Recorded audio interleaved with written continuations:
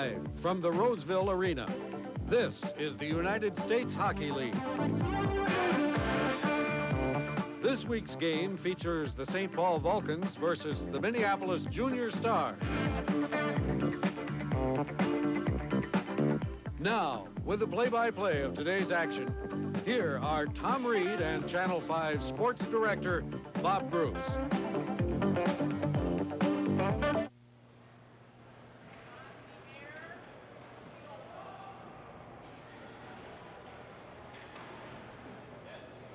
A pleasant Sunday, good afternoon, everybody, and welcome to the Roseville Arena where this afternoon KSTP Television Sports begins its 5th broadcast season of U.S. Hockey League action. Hello again, everybody. I'm Rob Lear. I'll be sitting in for Bob Bruce, who is under the weather today and could not be with us to bring you the play-by-play. But we are glad to welcome to the broadcast booth, no stranger to hockey fans in this area, Mr. Tom Reed, a former North Star and part of the KSTP radio broadcast team. And Tom, when talk turns to the U.S. Hockey League, of course, we should probably explain first the players that will be watching here today, their age group, and exactly what this league is all about. Well, a lot of these players that we look at hopefully will go on to the college levels and perhaps the professional levels. These kids are kids who have not been scouted or picked up at the college level at this point. But there are some good players out here who have aspirations of becoming a college player, maybe a professional at this point. And I think you'll see a lot of surprises out here tonight. There's got some good players on both sides. It's going to be a good skating team between these two hockey clubs. Of course, we talk about St. Paul and Minneapolis, a very crosstown rivalry of sorts between two teams of 18 and 19-year-olds. That game is upcoming when we return to the Roseville Arena to bring you U.S. Hockey League action here live on Channel 5.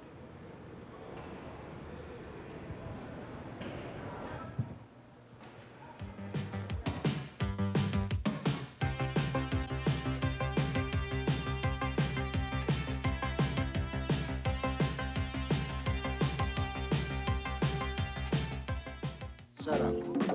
The St. Paul Vulcans and the Minneapolis Junior Stars for this afternoon's logo. I'll throw it down to public address announcer here at the Roseville Arena and Mr. Ed Zappa.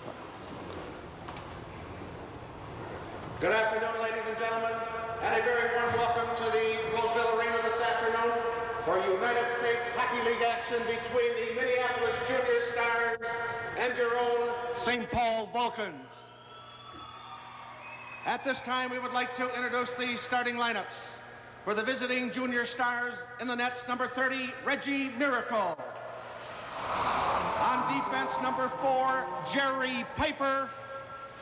And number 18, Eric Sjogren. At center, number 10, Craig Shepard. On the wings, number 14, Jim Steen. And number 21, Chris Clay.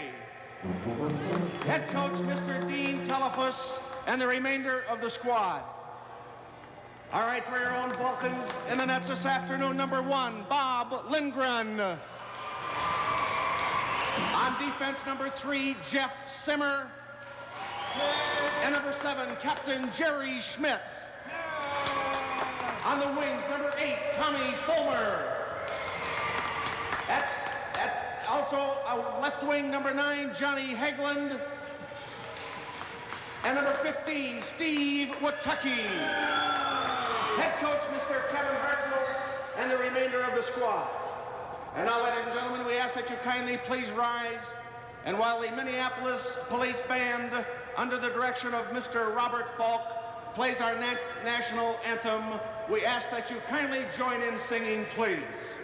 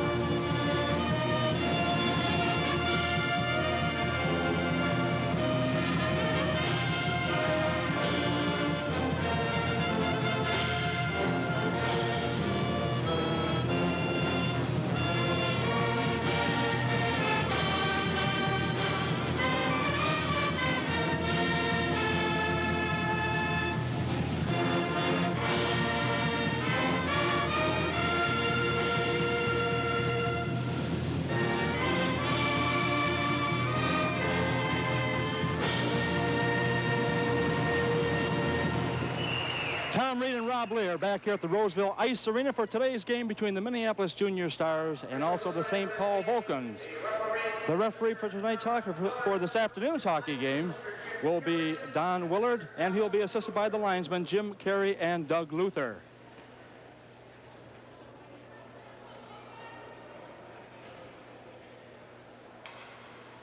Both of the teams right now kind of talking to their goaltenders a little bit, getting a little bit of encouragement from each other to make this a good hockey game. There's a look at the Minneapolis Junior Stars. They will be led in goal by number 30, Reggie Miracle. Has played in 10 games this season, giving up 36 goals against for a 3.9 average. And he's had 7 victories and 3 losses on the year. And at the other end for the St. Paul Vulcans, we're going to get a look at number 1, Bob Lindgren, the reason why they've been so successful this year. 14 games, 51 goals against, 3.6 average, 11 victories, 3 losses on the year. And we're just about ready to go with the play-by-play between these two hockey clubs. As Rob said, this is the 6th time that they have met this year. The Vulcans hold a 3-2 lead in this series. And let's go to Rob Lear and the play-by-play.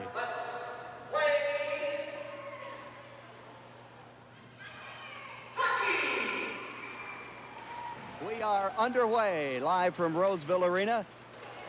The Junior Stars of Minneapolis in the light-colored uniforms. The Vulcans controlling the puck in their own zone with the dark home jerseys of yellow and the red trim. And in the early going, the Vulcans trying to regroup. That's Tom Fulmer with the puck in the corner. Junior Stars trying to come away with it. Trying to pick up the puck there is Chris May for the Junior Stars. Puck goes on the far side. Tucky now pins the puck up against the boards. Breakout pass, and here come the Vulcans. Up to the neutral ice area. The puck is pushed in across the line, and we have our first offside. Well, both of these hockey clubs played last night. The Vulcans were successful down in Waterloo, Iowa, winning that game by a score of 6-4, and the Junior Stars played last night as well. They played in Sioux City, and they won by a score of 5-2. It'll be Howe facing off against Sisto. Again, early going, just underway. First period. Glad you could be with us. The Vulcans of St. Paul against the Minneapolis Junior Stars. Jerry Schmidt passes the puck up ice to Wataki, who dumps it in. Back for it is Reggie Miracle. The goaltender leaves for his defense. Some confusion, and the puck is bounced around. Miracle checked off the play. Junior Stars having to be alert to cover up. Back they come across the line. This is Sisto with the puck. He bounces it in behind. Rabadou keeps it in. Behind the net it goes. Picked up by Skyme.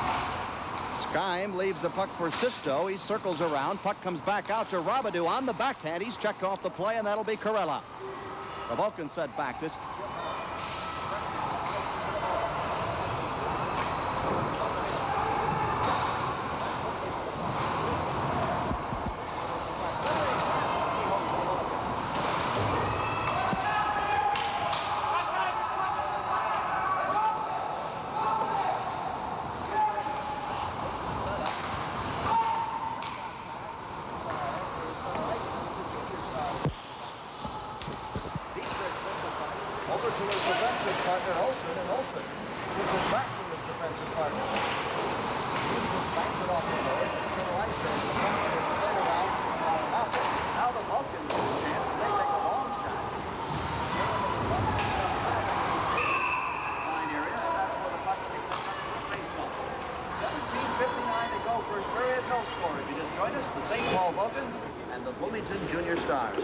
Well, as you can see, both of these hockey clubs skating very well at the beginning of this hockey game, and it seems that we're in for a good hockey game here this afternoon. Talked to the referee prior to today's game, and he said when these two teams get together, it's always a skating game. They play like to play a little bit of a physical game, but they are mostly known for their skating abilities.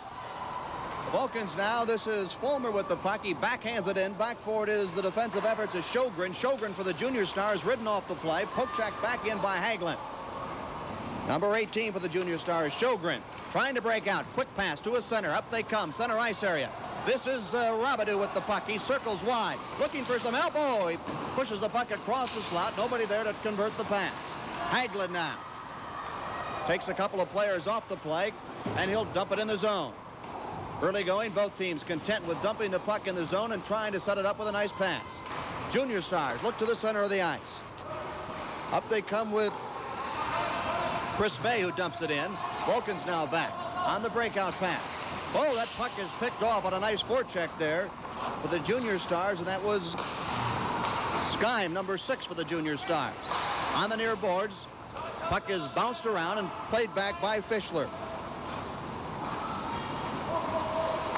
Junior Stars doing a good job of keeping the puck in the St. Paul zone. On the near side in the corner, the puck is played back, and Lindgren will decide to hang on for a face-off and regroup. Well, a good play on the part of Lindgren. The Vulcans seem to have a little bit of a problem getting out of their own end, and that's because, as you mentioned, Rob, the forechecking that the Junior Stars were doing in that Vulcan end. We've got a penalty coming up being called against the Vulcans. It's going to be a roughing penalty going against number 21, Sean Sable. And so the Minneapolis Junior Stars will have their first power play of this hockey game. You saw a look at Coach Kevin Hartzell of the Vulcans as he sends out his shorthanded unit now. Junior Stars on the power play. Again, they're the team in the white uniforms. They've got Jerry Piper on defense. He's on the point out here. Forward line of Steen, Jutning, and May on the ice for the Junior Stars. This is the Vulcans, though. Simmer, a fine defenseman, can't clear the zone. Back to the point it goes. Shot is deflected up high, and we'll have another whistle.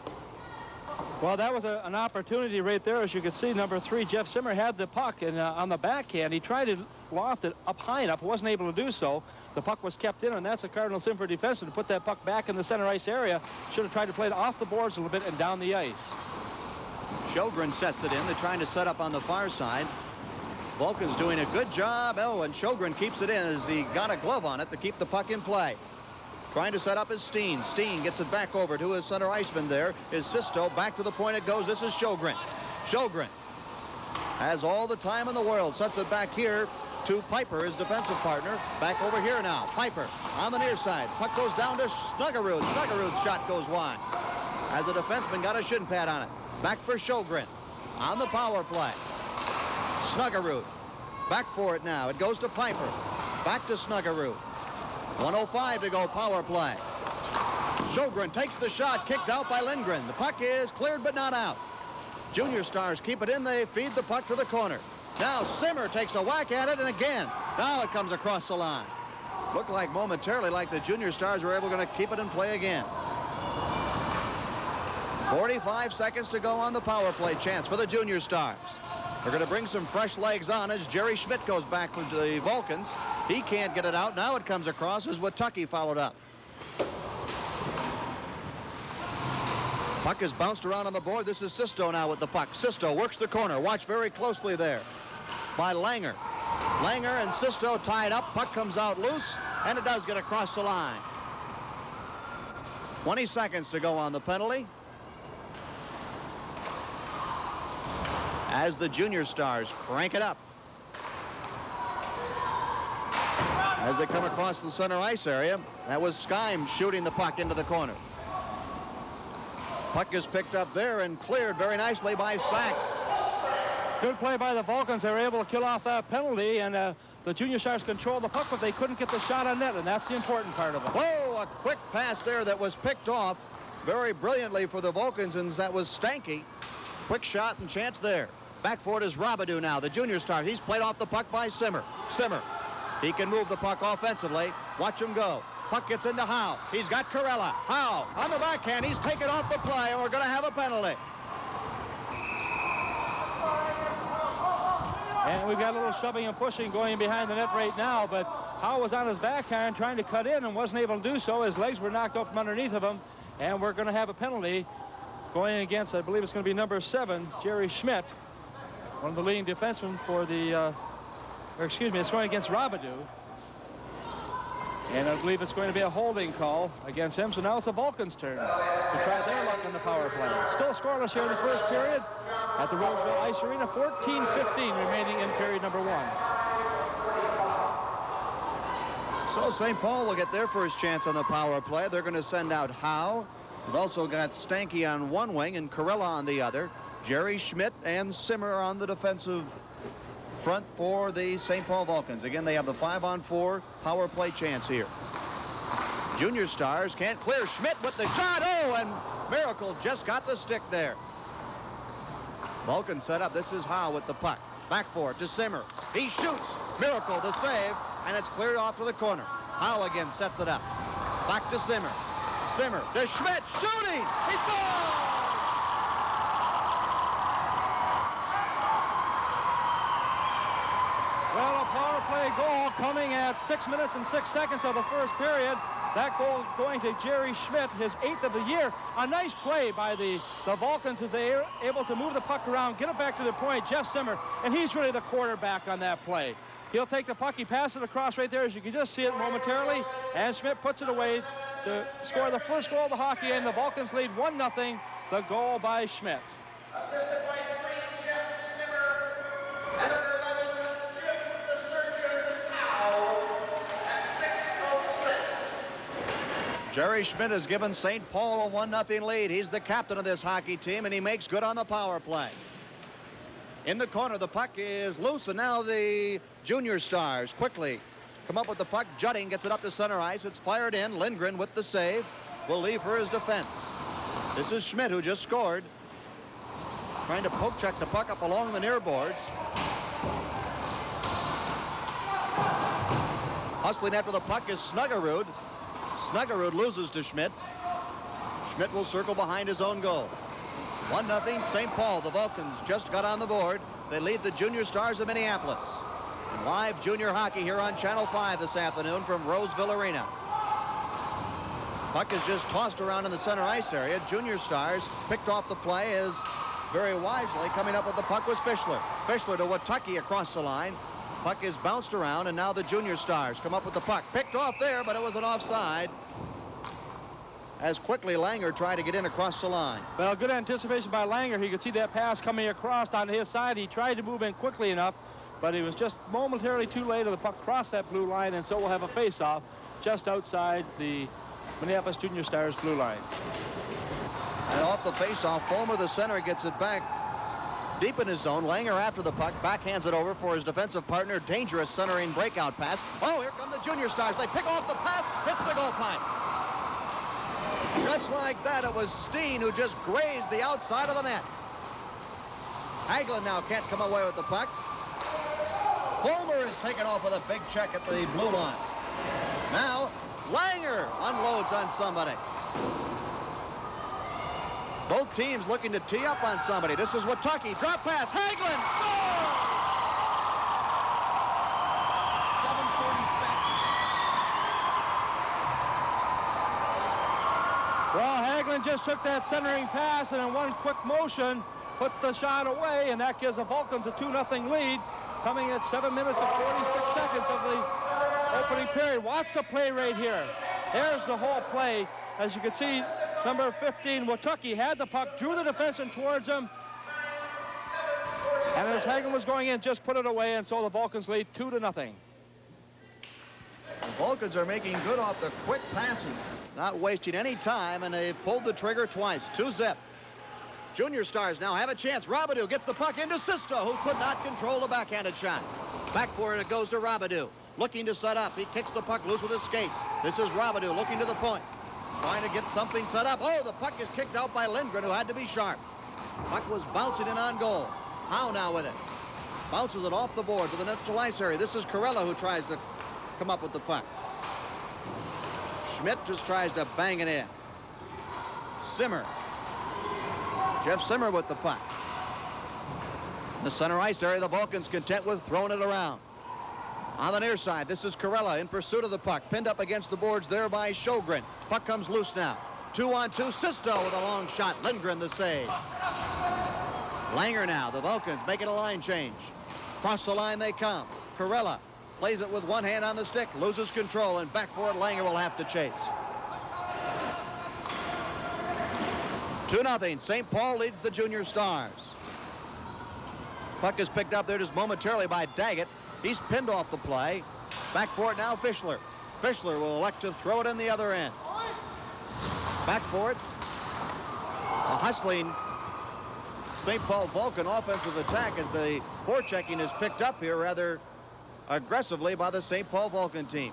Well, neither one of these teams have really got a lot of time to set up because the other team is right in on top of them. As you mentioned, Rob, the forechecking has been very good in the first period. There doesn't seem to be any let up in the pace at all. Both these teams got back in the Twin Cities about 1 a.m. this morning after playing their respective games last night. The Vulcans were down at Waterloo where they were winners, and the Minneapolis Junior Stars playing at Sioux City where they also won their hockey game. This league plays a lot of games in a lot of cities and not many 2 nights in between. A lot of them have part-time jobs, and it's really a full-time job, Tom, to play the hockey that they do in this winter season. Well, it really is. I think all of the players, except for 2 of them on the Minneapolis Junior Stars, go to Normandale College, and the other 2 go to the University of Minnesota. The Junior Stars at center ice. Sisto looking to his winger, who was tied up there by Schwartz, who was doing a good job to make sure his wing wasn't going to catch a pass. Out for the center ice area. The puck is banged around now. Back for it will go Simmer. Keep your eye on 3. A lot of colleges are looking at him, including University of Minnesota, Colorado College. One of those defensemen who has a great deal of offensive ability from the blue line. The Vulcans now, they're picked off the pass there very nicely by the Junior Stars. They get it to move the puck in on the slot, but cannot get a shot off. Oh, a big check taken on the near side, make that 2 of them. The Vulcans have come out with their aggressive uniforms on today. No icing. The puck could have been touched by a defenseman. Simmer now setting up for the Vulcans. He has Sable with him, but elects to go the other way. Looking up ice, Hagelin trying to get him in on goal, and that'll be a 2-liner and offside pass. That's automatic icing in the United States Hockey League. They have automatic icing. That takes away from any injuries that could take place. The rest of the rules hold true as they do in the professional ranks, so we do have the 2-line pass, which would be in effect here today. Also in overtime, they play a 10-minute sudden death overtime, and if a team loses in overtime, the losing team also will get 1 point. And of course that makes for good competition in overtime, where you have players really going offensively to try to get that winning goal to get the extra point.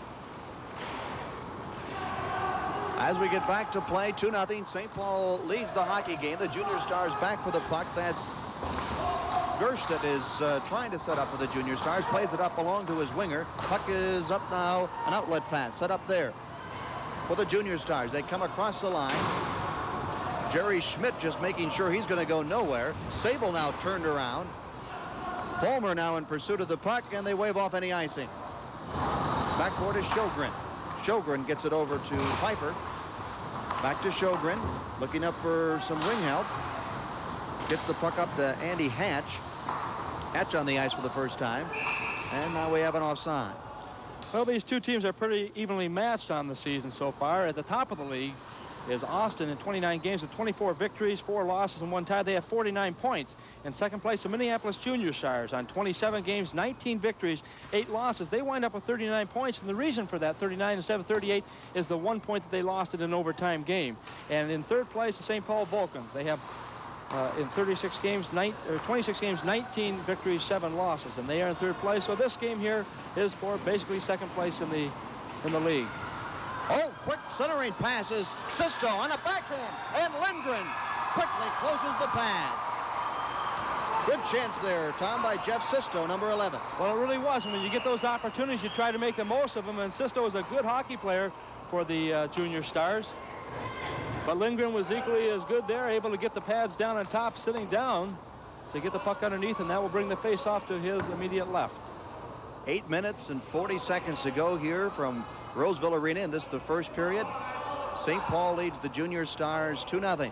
As Tom pointed out, 1 point separates these 2 teams in the standings. The Vulcans in third place, Bloomington in second place. Robidoux makes a big check on that side. Puck comes down to Jim Howe. Howe, he's pinned off the play. That leaves the puck to be picked up by Skyme. Skyme takes the long shot. Lindgren the save, and that puck will be deflected over the glass. St. Paul Vulcans just coming back from a very eventful trip, Tom Reed, to the Iron Curtain country of Czechoslovakia. And upcoming at this first period intermission, we will chat with Kevin Hartzell, the coach of the Vulcans, and we'll show some pictures of that experience that the Vulcans enjoyed over in Czechoslovakia. But we should add that they had a winning record. It prompted a great deal of criticism to some of the organizers of the Czech hockey program that a local team from Minnesota would come over and show them up the way they did. More on that between periods. Back to play. Takes a quick shot, the Vulcans do. That was Schwartz, who just missed wide left. Back for it now, Simmer. Back to Jerry Schmidt. Back for it is Simmer now. trying to set up his wing, but the puck was deflected off somebody's shin pad, and almost a close call there in the St. Paul zone. Jeff Simmer with the puck. He'll crank it up and get something going. Here he comes across the line. He'll dump it in, and the Vulcans will make a line change. Backboard go the Junior Stars. This is Olsen with the puck. Mark Olsen. He's forechecked off the play. Almost had a chance for St. Paul. This is Fulmer. Fulmer goes down. He's poke-checked off the play. Junior Stars looking to come across the line. Play is intercepted at the neutral ice area. With the puck is Steen. Steen on the near side. Works it to his winger, Chris May. May and Steen trying to get something going. This is Steen. Sabo picks up the puck. Just elects to dump it down the ice. They wave off any icing. Fulmer watching. This is Watucky now. Watucky looking for Fulmer. Circling back the Junior Stars. Backhanded across the line. Mike Sachs to Jeff Simmer. Simmer's all by himself. Drops it. Looking for help. This is Howe shooting. Miracle to save. Back forward goes to Sachs. He just takes a shot that happens to go wide left up high off the glass. Sisto is looking to bang it in, but Simmer will intercept. Leaves for Corella. Tony Corella, the former Hill Murray star. Corella circles the net, looking to set up. Back for it to the point. Puck cannot get unloaded there for a shot, so Corella has to circle back. Into the corner they go. Quick centering pass, and the Junior Stars intercept.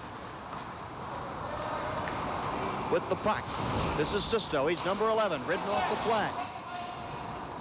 Picked up by Sky. Now he loses to the Vulcans, who want to come back the other way. Quickly, 2-on-2. This is Howe. He's got Corella. This is Howe shooting, but it went offside. Well, Howe had to take that extra step across, and that threw his winger, Corella, just offside. You look at the goaltender right there, Reggie Miracle, who wasn't really slated to play today, but in last night's game, the Minneapolis Junior Stars played in, their goaltender, Tom Rother, got in a little bit of an altercation, was thrown out of the game. And so Miracle had to finish up the last 2 periods, and he has got the nod here for today's game. And he's been tested here thus far in the very early going, having to come up with some big saves. St. Paul leads the Junior Stars 2-0, and an offside pass will bring it back. Interesting coaching matchup, Tom, in this hockey game with the likes of Kevin Hartzell and Dean Talafas of the Junior Stars. Well, certainly 2 well-known hockey players from this area, and Hartzell and Talafas both would like to get a coaching job in the college ranks at some point, and this is a good stepping stone for them. Both have a great deal of respect for one another. It says they really challenge each other behind the bench. He shoots, he scores! Quick shot! The Vulcans have gone up 3-0. And that was Fischler, I believe, who let that shot go, and he just got it on the fly, and he got it up high. Miracle was down low on the shot, and as a result, couldn't get up high enough to catch it, and that gives the Vulcans a 3-0 lead. The time of the goal is 14-19. Trying to pick it up once again. You'll watch this shot right here and how high it was, and Miracle was cleanly beaten by Fischler on that goal. And for Fischler, that's his 9th goal of the season. The Vulcans lead 3-0. Scott Fischler just unloaded, and Miracle didn't have a chance. What a shot. Fischler, who played his high school hockey at Benilde St. Margaret's. 3-0 St. Paul on 3 tremendous shots here in the first period. Play now in the Junior Star end, where it's been most of this afternoon. Junior Stars defense, this is Sjogren back. He's pinned off the play. The forecheck there will cause a face-off to come between the face-off dot to the left of Reggie Miracle.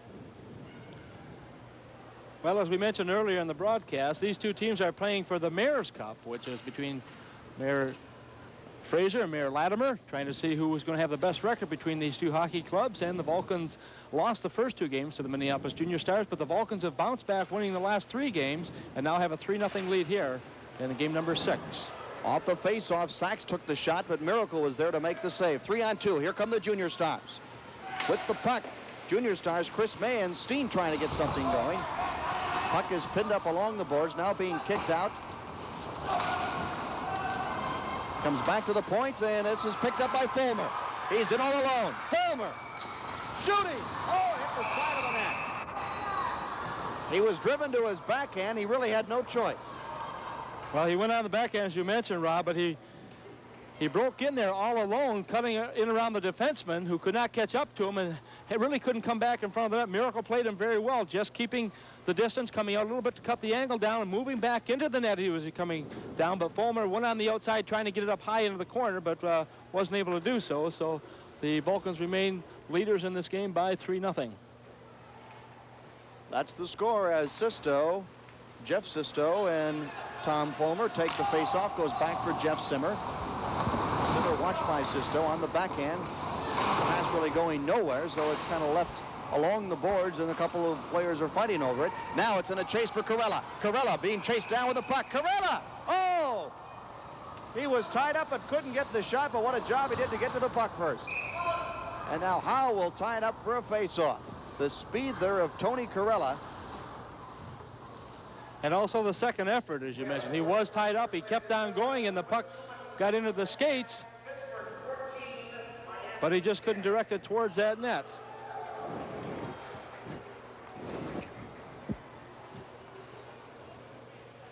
.4:23 to go in the first period.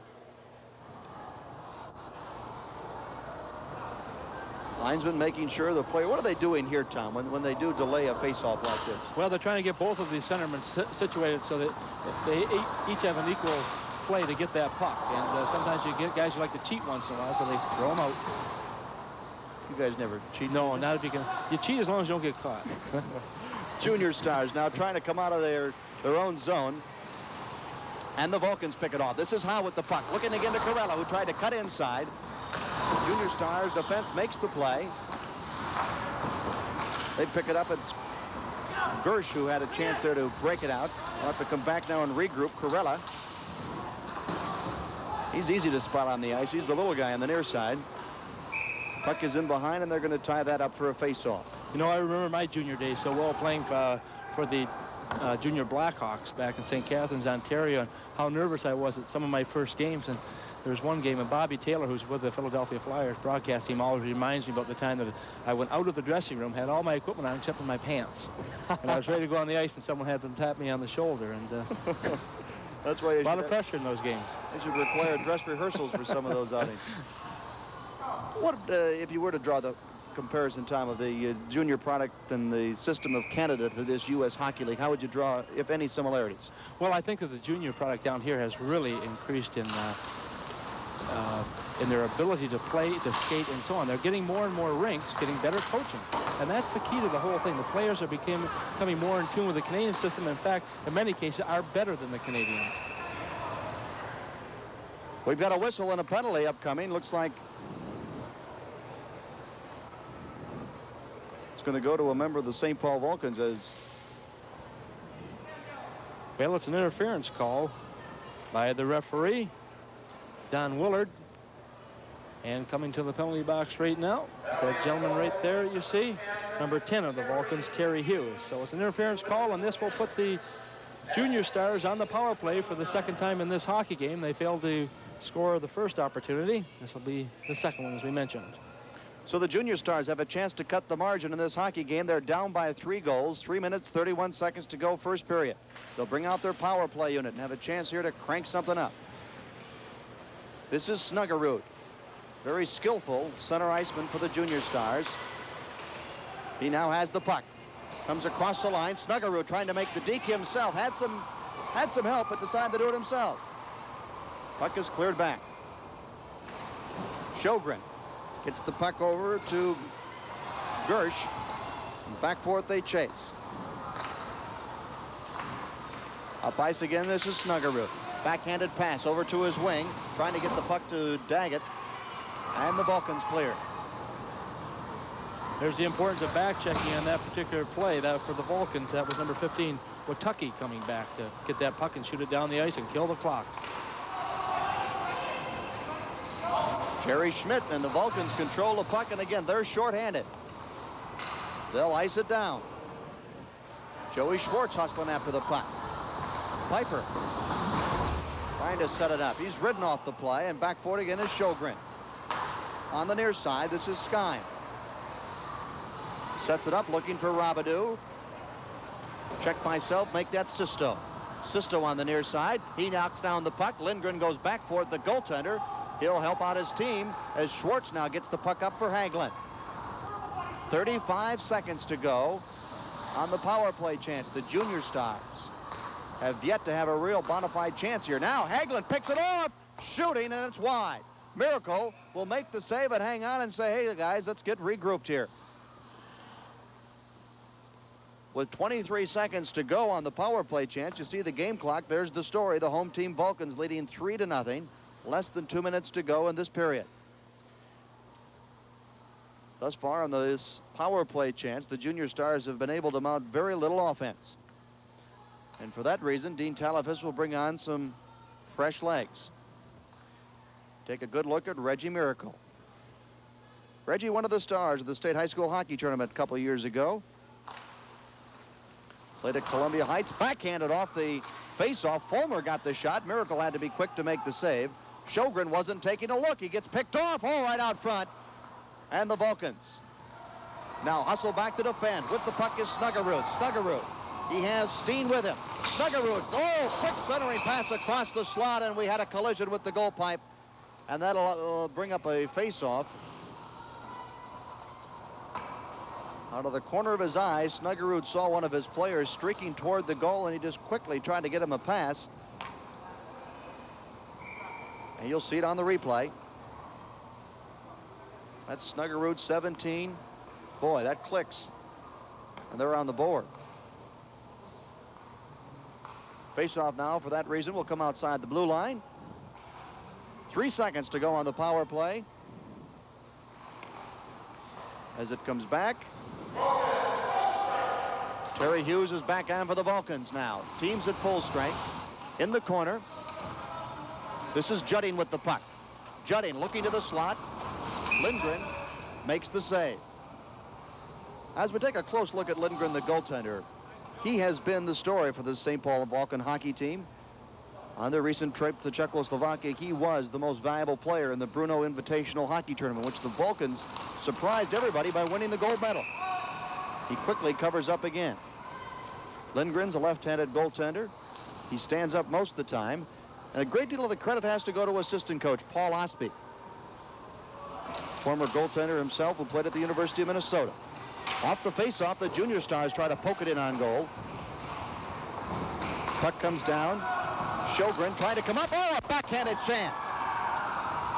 Best scoring chance of the day for the Junior Stars, and Lindgren just lunged his stick out and made the difference. Less than a minute to go in this period. Up with the puck comes Judding. Judding shoots. Oh, he didn't get all of it. Puck is bounced around, and Lindgren hops on it. Would you believe it? He broke his stick.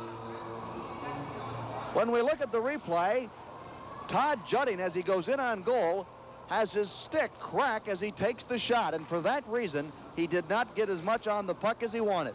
Take a look. Here's Judding. He shoots.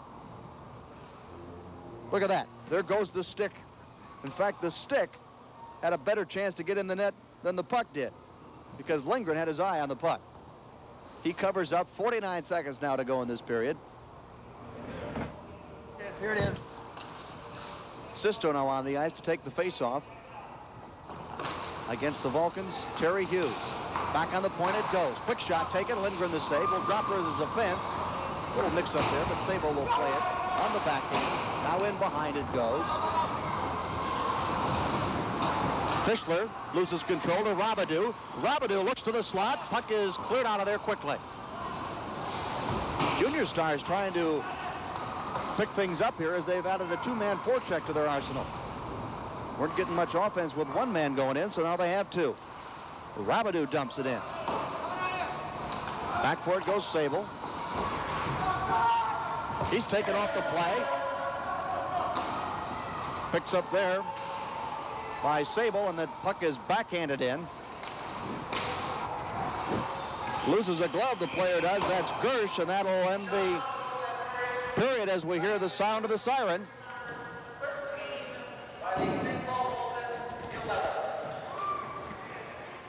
So, as the teams come out of the ice and congratulate their goaltenders on the busy period that both of them had in that first 20 minutes of play, I can tell you our score is the St. Paul Vulcans 3 and the Bloomington Junior Stars nothing. We'll be back to talk to the coaches about the way things developed here in the first period when we come back live to Roseville Arena.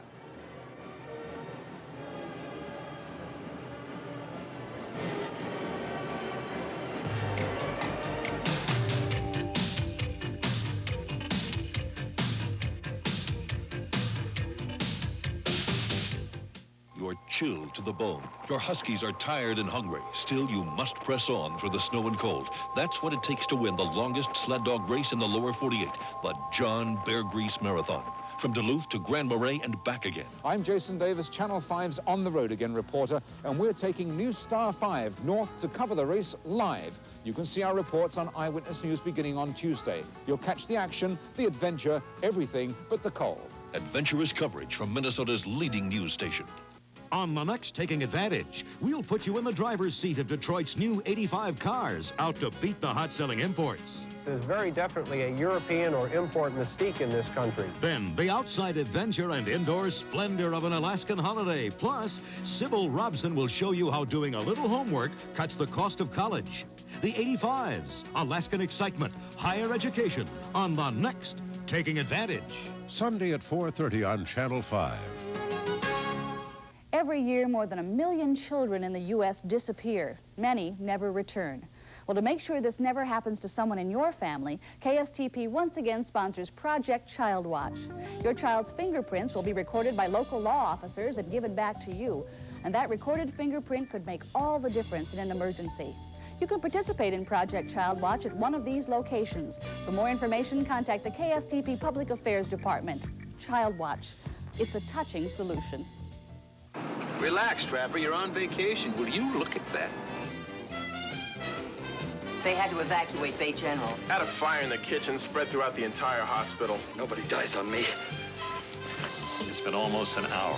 We can't save him. What about maternity? Me in maternity? Oh, what kind of a place is this? Getting you one crummy cup of coffee. Practically went to pieces after he lost that patient of his. Trapper John M.D., weekdays at 4 on Channel 5. Tom Reed back here at the Roseville Ice Arena at the end of the first period. The St. Paul Vulcans leading the Minneapolis Junior Stars by a score of 3-0. And with us right now is the head coach of the Minneapolis Junior Stars and a former teammate of mine, Dean Talifas. And Dean, probably not the kind of period you expected to see from your hockey club this day. Well, I'll tell you, they got 3 goals, but I thought we played awfully well. I mean, we had some great shots. Their goalie was very good in their net, and our goalie, you know, he's a good goalie, but he didn't come up with the big saves that period. But I got to believe if we can play that hard, work that hard for 2 more periods, that we'll make a hockey game out of it. Your power play, I know it's the first power play you had. You moved the puck around extremely well, but you couldn't seem to penetrate that center ice area. Yeah, you know, our power play pickup, obviously we got to go over in the locker room, see if we can make a few changes. In their zone, they're giving us the shot from the blue line, and we're not taking it. We've got a guy in front, and so we've got to take some more shots and make some changes on their part. Obviously, with 10 teams in the league, there's a lot of rivalries take place. There can't be any better rivalry than you'll see between Minneapolis and St. Paul. I don't think so. This year's been pretty good.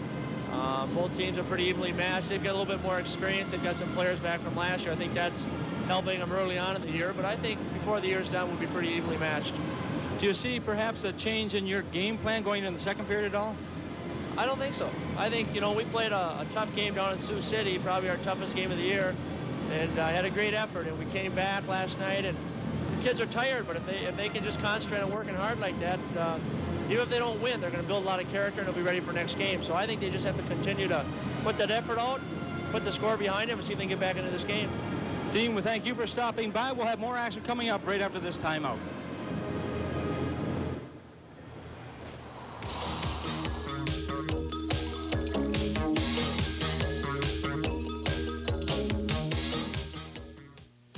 I'm Ted Koppel.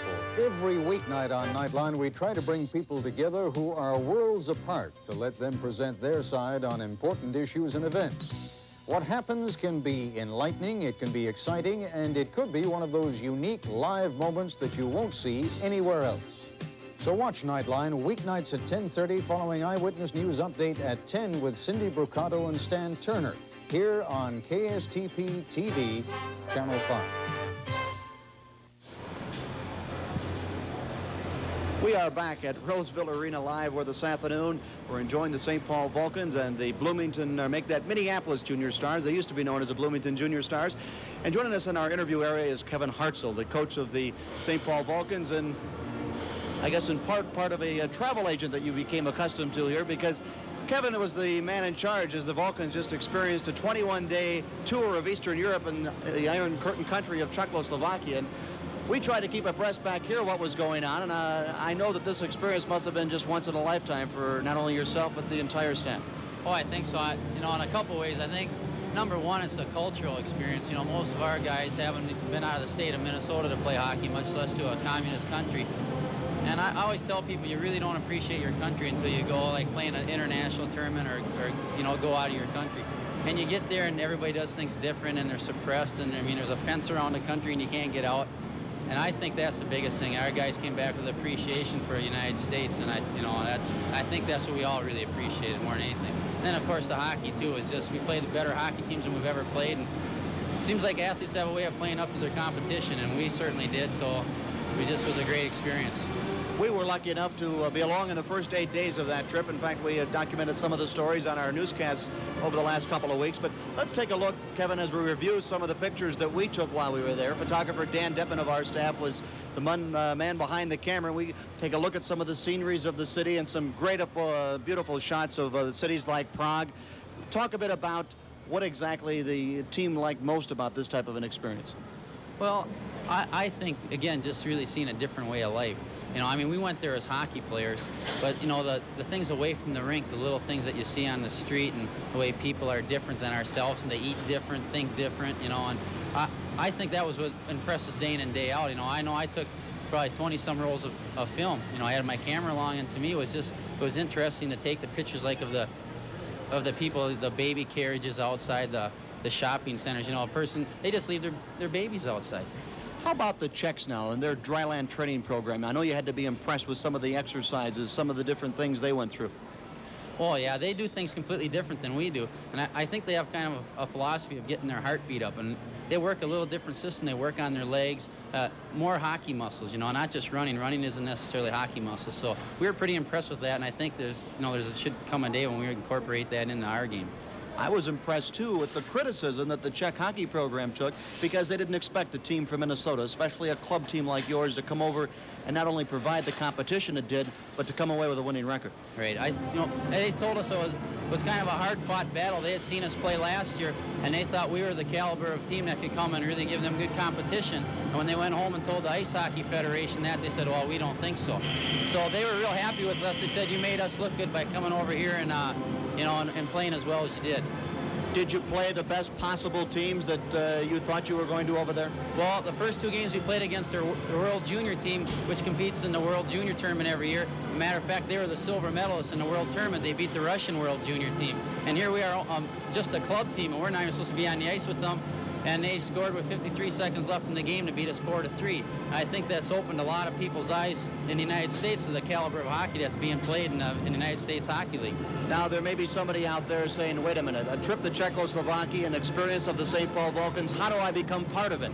How does a player that's interested in what you're doing become a part of it? All you have to do is want to be a hockey player. I guess the thing I ask the high school hockey players, you want to be a hockey player.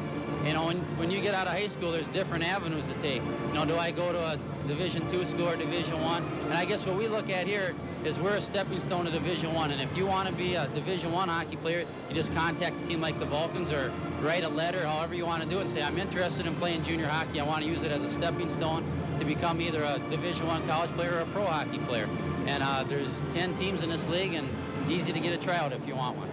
Do you think what the experience that you gained from over that international trip to Czechoslovakia is going to benefit as you head down the stretch drive of your season now? Absolutely. The best way to improve is to play competition better than yourself, and we certainly did, and I'm sure we're a better team for it. Your assessment of this game thus far, you got a 3-0 lead. Is that about what you expected? Not really, to be honest. We have about 6 guys, and we just got home from Czechoslovakia 2 or 3 days ago, and 6 of our guys have the flu. So it's not over because I don't know how our stamina will be throughout the game. Kevin Hartzell, thank you for taking this time. Best of luck the rest of the way, and it's always a pleasure to see you coach a hockey team because they're always so disciplined. Everybody seems to have a purpose. Thank you, Rob. All right, we are between periods of the first and second period from Roseville Arena. The score, the St. Paul Vulcans 3, the Minneapolis Junior Stars nothing. We'll be back from Roseville in a moment.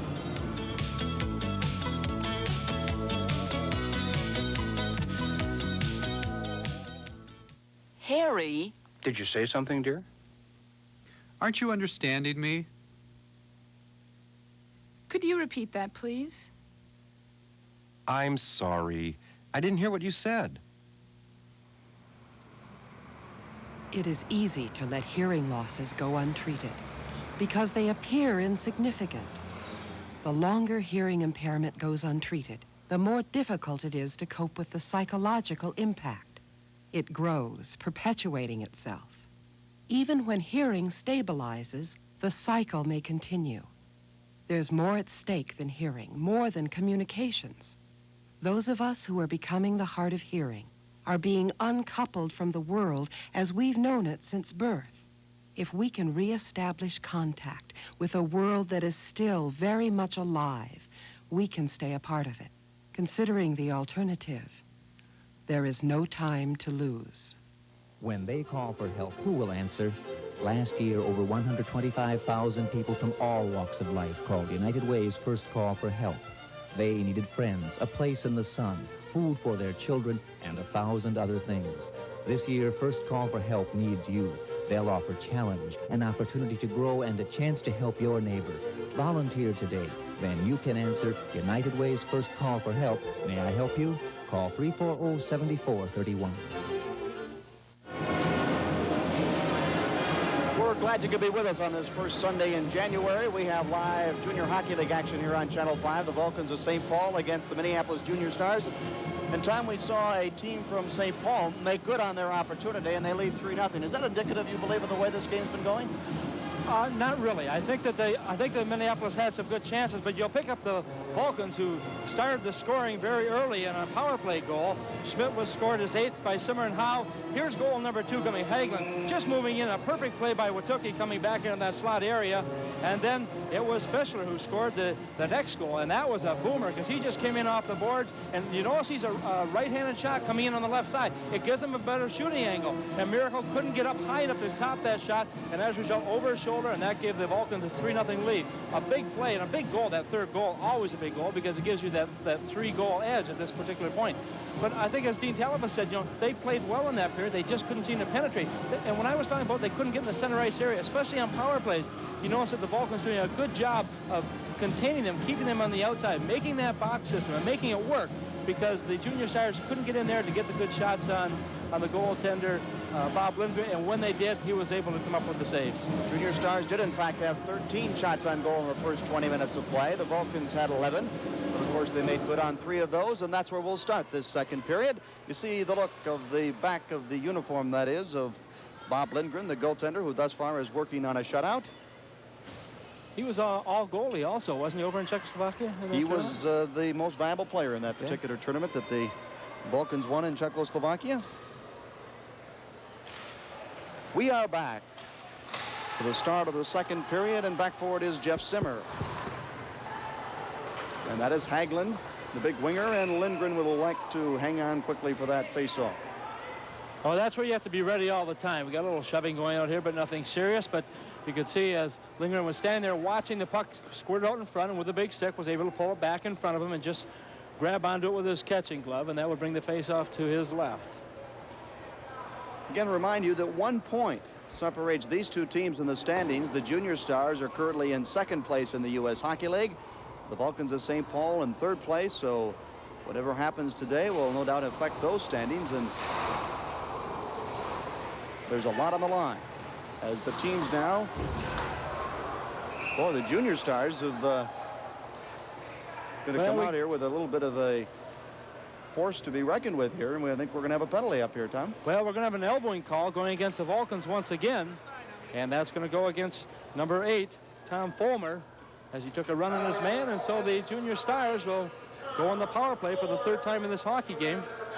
Time of the elbowing penalty will be exactly 20 seconds of period number 2.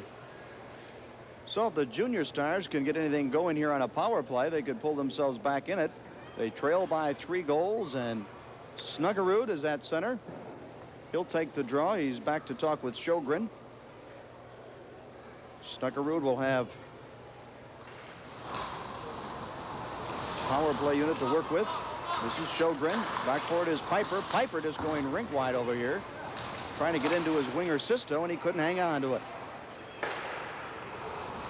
Well, we'll see if the Junior Stars talked about their power play. See if they can work it in a little bit closer. Steen with the puck, trying to backhand it over to his center iceman. Piper trying to keep it in at the line. The puck comes loose, and the Vulcans do in fact get it back to the neutral ice area. With the puck is May. May drops it back for Snuggerud, who takes the shot. It's deflected off his stick. Back forward comes to Piper. Piper to Sjogren. Looks to the slot. Shooting Snuggerud. A big save by Lindgren. Boy, he had to slide across with the pads, and he got there. Back forward now is Steen. Steen pinned up against the boards by Sachs. Sachs sees an opening and gets it out. With the puck, this is Jerry Piper. Piper now works it into Snuggerud, but they were offside. 18:38 to go here, second period. 3-0. St. Paul leads Minneapolis. Well, Rob, another big game coming up here. You and I are going to be involved in for Make-A-Wish of Minnesota here at the Roseville Ice Arena on the 27th of January. And of course, that's to raise dollars to help children who have terminal illnesses, to take care of some wishes for them. Maybe you, Bob Bruce, Jesse the Body Ventura, Scott Ledoux, Bill Goldsworthy. A lot of players will be here. We hope you can take part in that game. Come out here, $2. It's all cost to get in, and that's on January the 27th at 7:30. Well, now we got the sticks up again. Didn't expect to see this between these two clubs, as much physical play as we're seeing, and I don't think the coaches expected it either, and talking to them prior to today's game. But when you've got a 1-point difference between two hockey clubs, as you mentioned, it brings up the intensity a little bit higher. And I think too that, you know, when you draw the boundary lines of where a lot of these players played high school, those rivalries, and I'm sure they all know the names, the numbers, and the scores of games past. You know, it's interesting. Before the game, they're all talking to each other out in the lobby area before they go in the dressing room. But once you're on the ice, it's a totally different game. And this game has the Vulcans leading 3-0. But Junior Stars of Minneapolis on the power play. Puck is bounced around in the slot. Sisto keeps it in. He gets some help from Skeim. Todd Skeim now in pursuit. This is Skeim with the puck. Skeim looks to set up. 25 seconds to go on the power play. Back the puck goes to Gersh, who takes the shot. Backhanded. Cisco. Lindgren the save, and he was on one knee. Well, Lindgren was getting some help from his defenseman trying to clear the front of that net, but Lindgren at the same time, and he's mentally tough when you watch about here. He was challenging the shooter. He was down, but he was still facing that puck and trying to get himself into position where he could make the save. And the linesman, the referee in there, trying to separate the two players involved, and that'll bring the face-off back in the Vulcan end. Still have 22 seconds remaining in the penalty to the Vulcans' Tom Fulmer. And 3-0, the Vulcans still leading the Minneapolis Junior Stars. Kevin Hartzell was telling me between periods that a number of these St. Paul players have a bit of the flu. But in fact, with all the travel and very little time for sleep, that we're starting to feel the effects of the time change and all. I'll have to see if that plays a factor in this game. But right now, the Junior Stars looking to get back in it. They're down by 3 goals. This is a chance taken there. A good shot by Skeim. It's played to the side. Sisto now trying to come up with the puck. Sisto and the St. Paul Vulcans. This is Sable trying to poke it loose as Fulmer comes back on. Both teams now at full strength. 17:35 to go, second period. Live from Roseville Arena, St. Paul leads the Minneapolis Junior Stars 3-0. Fulmer pins the puck up against the boards. Now the puck comes loose. With the puck is Gersh. Gersh is looking out to the slot. Oh, a quick backhand is cleared by Lindgren. And he makes it look so easy. So fluid on his skates, the Lindgren is. This is Howe.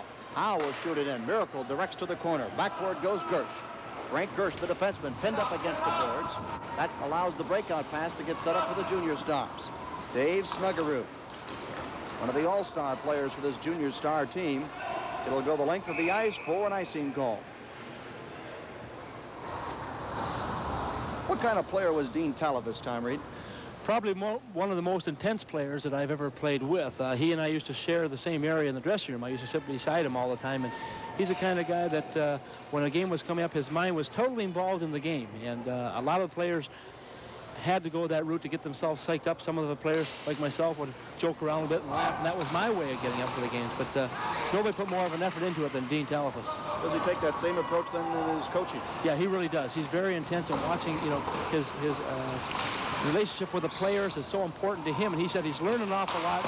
Besides a teacher, you also have to be a psychologist. And talking to Hartzell, Kevin Hartzell said the two best coaches he's ever played under were Herbie Brooks, who was kind of used the psychology approach, and also Doug Woog, who was really the teacher of the game, and he'd like to pattern himself after both of those two fellas.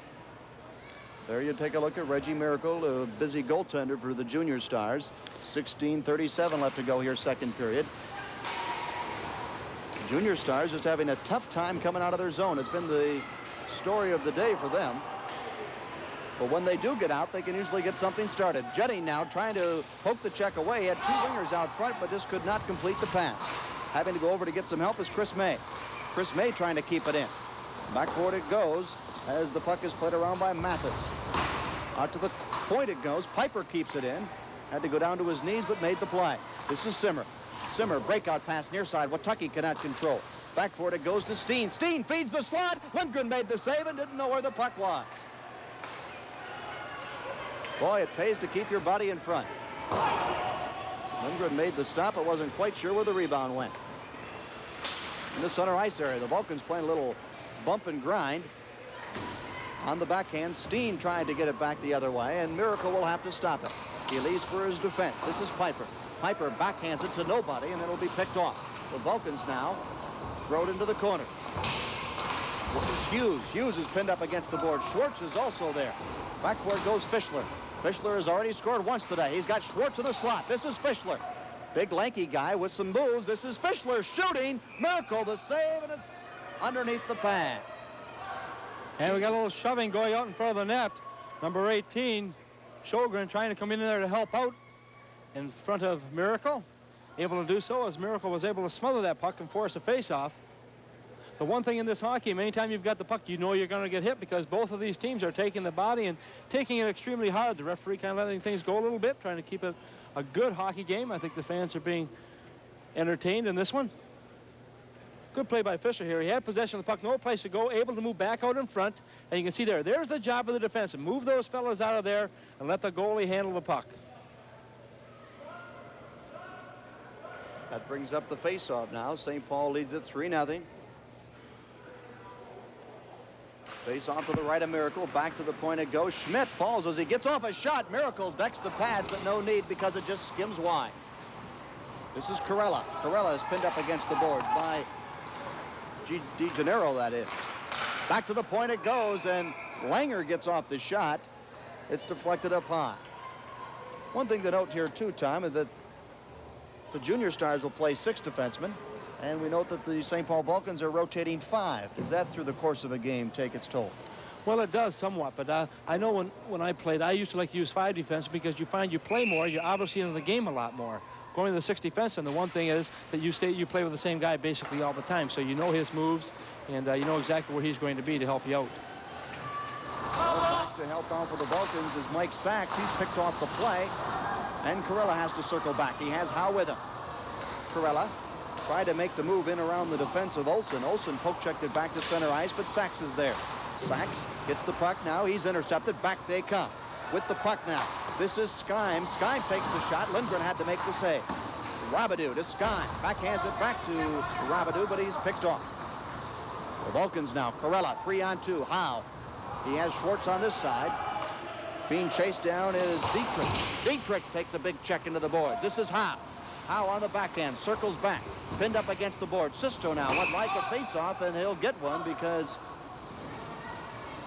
the puck was there long enough to bring about a whistle. Well, you'll notice also that the St. Paul Vulcans do not wear face masks unless they want to. It is not a mandatory rule in the United States Hockey League.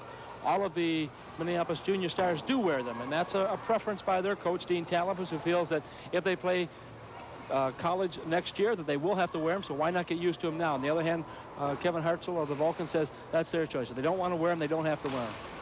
Been a great deal of criticism lately out of Canada about the face mask. And well, there's pros and cons. With a face mask on, you have players who do not respect the other players, and they get the sticks up and little slaps in the face and on the face mask itself. And even in the pros, I mean, you watch them, they don't do it to one another unless someone wears a face mask, and then you have that tendency to be a little bit tougher. It doesn't matter how big you are, whether you're 5'8" or 6'3", you have a tendency sometimes to take advantage of that. Score still 3-0. St. Paul, the Vulcans, the team with the dark uniforms, leading the team with the white uniforms, the Junior Stars of Minneapolis. On the line, the Mayor Cup. Cities of Minneapolis versus the city of St. Paul. The Vulcans lead the series 3-2. But they give away the puck. The Junior Stars pick it up, and a quick shot. Lindgren makes the save, and with a slap of the stick says, I'll take it right here. Yeah, once again, the defense doing the job for the Vulcans, moving the Minneapolis Junior Stars out of that crease area and allowing the goaltender, Bob Lindgren, to pull that puck in underneath him. You don't see much fighting in this game. Of course, if you do fight, you're thrown out of the hockey game. And if you fight in the last 10 minutes of a game in this league, you're thrown out for the next 2 games.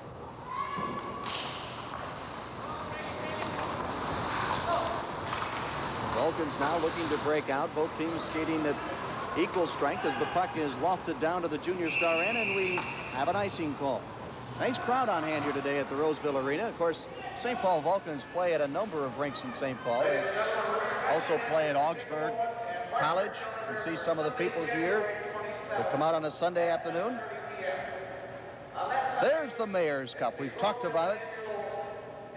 That's the trophy that's emblematic of the bragging rights of the Minneapolis-St. Paul winner this season.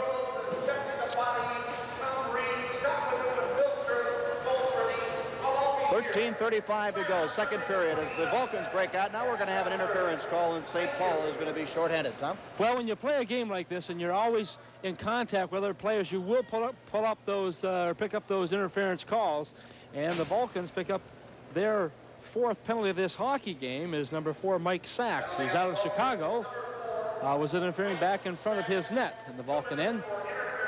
So the Minneapolis Junior Stars will have another opportunity. This is the 4th time in this hockey game they've had a chance in the power play. The previous 3 times they have been stonewalled by the Vulcans. So the Junior Stars looking to get something going again. They've certainly had their chances. This is Sjogren back for Piper on the power play now. This is Piper up high in the slot, looking down inside. Boy, at all time, this is Cisco with the shot, and Lindgren, boy, he stayed at home and made the save. Cisco was waiting for Lindgren to commit himself, and the goaltender never did. A good look at the end from the goaltender's viewpoint. Sisto is number 11. And he was given that pass and was just waiting for the goaltender to do something that he didn't want to, but Lindgren was there. This is Piper now at the point. Junior Stars, Robidoux. Robidoux on the backhand. He gives it over to Skyme. Skyme back to Sjogren. Inside to Sisto. Sisto looks to set up. Back to Sjogren. No room to get a shot off. Now back for Piper. Piper inside. Lots of short passes. Nobody open at this point. This is Sjogren. Back inside. Gets the puck over. Sisto shooting off the pass, and he didn't get all of it. Skimmer ices it down.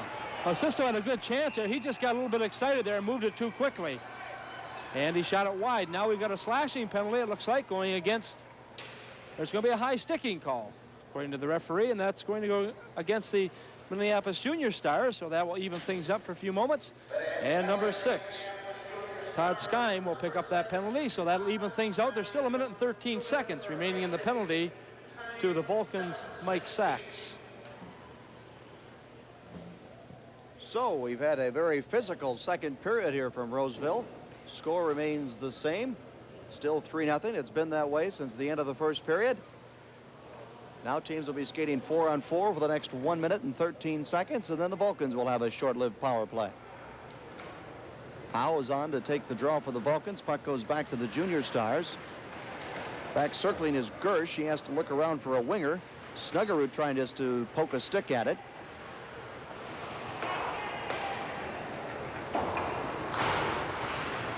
In the center ice area, Howe now coming in the way. This is Howe. He's hooked down to the ice. No call. Back forward is Sable. Sable leaves for his defensive partner, Langer. Langer trying to come in and do it himself. This is Carella. Tony Carella on the backhand. Circles the net. Oh, he tried to feed the slot. Nobody there. Carella now leaves for Howe. Howe brings it back to the point. Over to Sable. Shooting! He scores! Well, a big shot by number 21, Sean Sable. He just unleashed one. The teams were still even strength at that point, but the puck came back as he was coming backwards just a little bit. You'll watch a nice pass here coming from his partner. Sable gets all geared up. They move the puck around. They're trying to get the Junior Stars running a little bit, and they did right there. You can see the Stars on the far side. Sable's all alone. He takes it on the fly, and he just beats a goaltender, Reggie Miracle, cleanly, and make it 4-0 in favor of the St. Paul Vulcans. Howe really started the play off in the corner, getting it back to the point, over to the other point where Sable was standing, and it's in the net. Time of the goal, 8 minutes and 3 seconds. Credit Jim Howe with a nice pass. He's the center on that line. Tony Carella also gets an assist, and all of a sudden it's 4-0 St. Paul. And I can't help but notice, Tom, about how St. Paul is so effective in shooting off the pass. Well, they really have, and that's something you've got to work on. You've got to time it, not only the shooting of it, but the passing of it as well. The guy making the pass has got to make a good pass, so it's nice and flat, and it's at a good speed where he can pick it up, his partner can pick it up very cleanly. Delayed whistle waved off because the Vulcans control. 11 minutes and 30 seconds now goes. Second period. We're live at Roseville Arena. This is Sjogren with the puck. He tried to get it up to his winger, Robidoux, but it's picked off by the Vulcans. This is Skimmer. Plays it back for Jerry Schmidt. Jerry Schmidt at neutralize. He scored a goal already this afternoon. He's the captain of this Vulcan team. He backhands it in. Behind the goal it goes. This is Fulmer with the puck. This is Skimmer. Simmer back over here to Fulmer. Simmer trying to work it in to the inside where the Vulcans are setting up. Again, they've got that power play chance now because of that penalty earlier.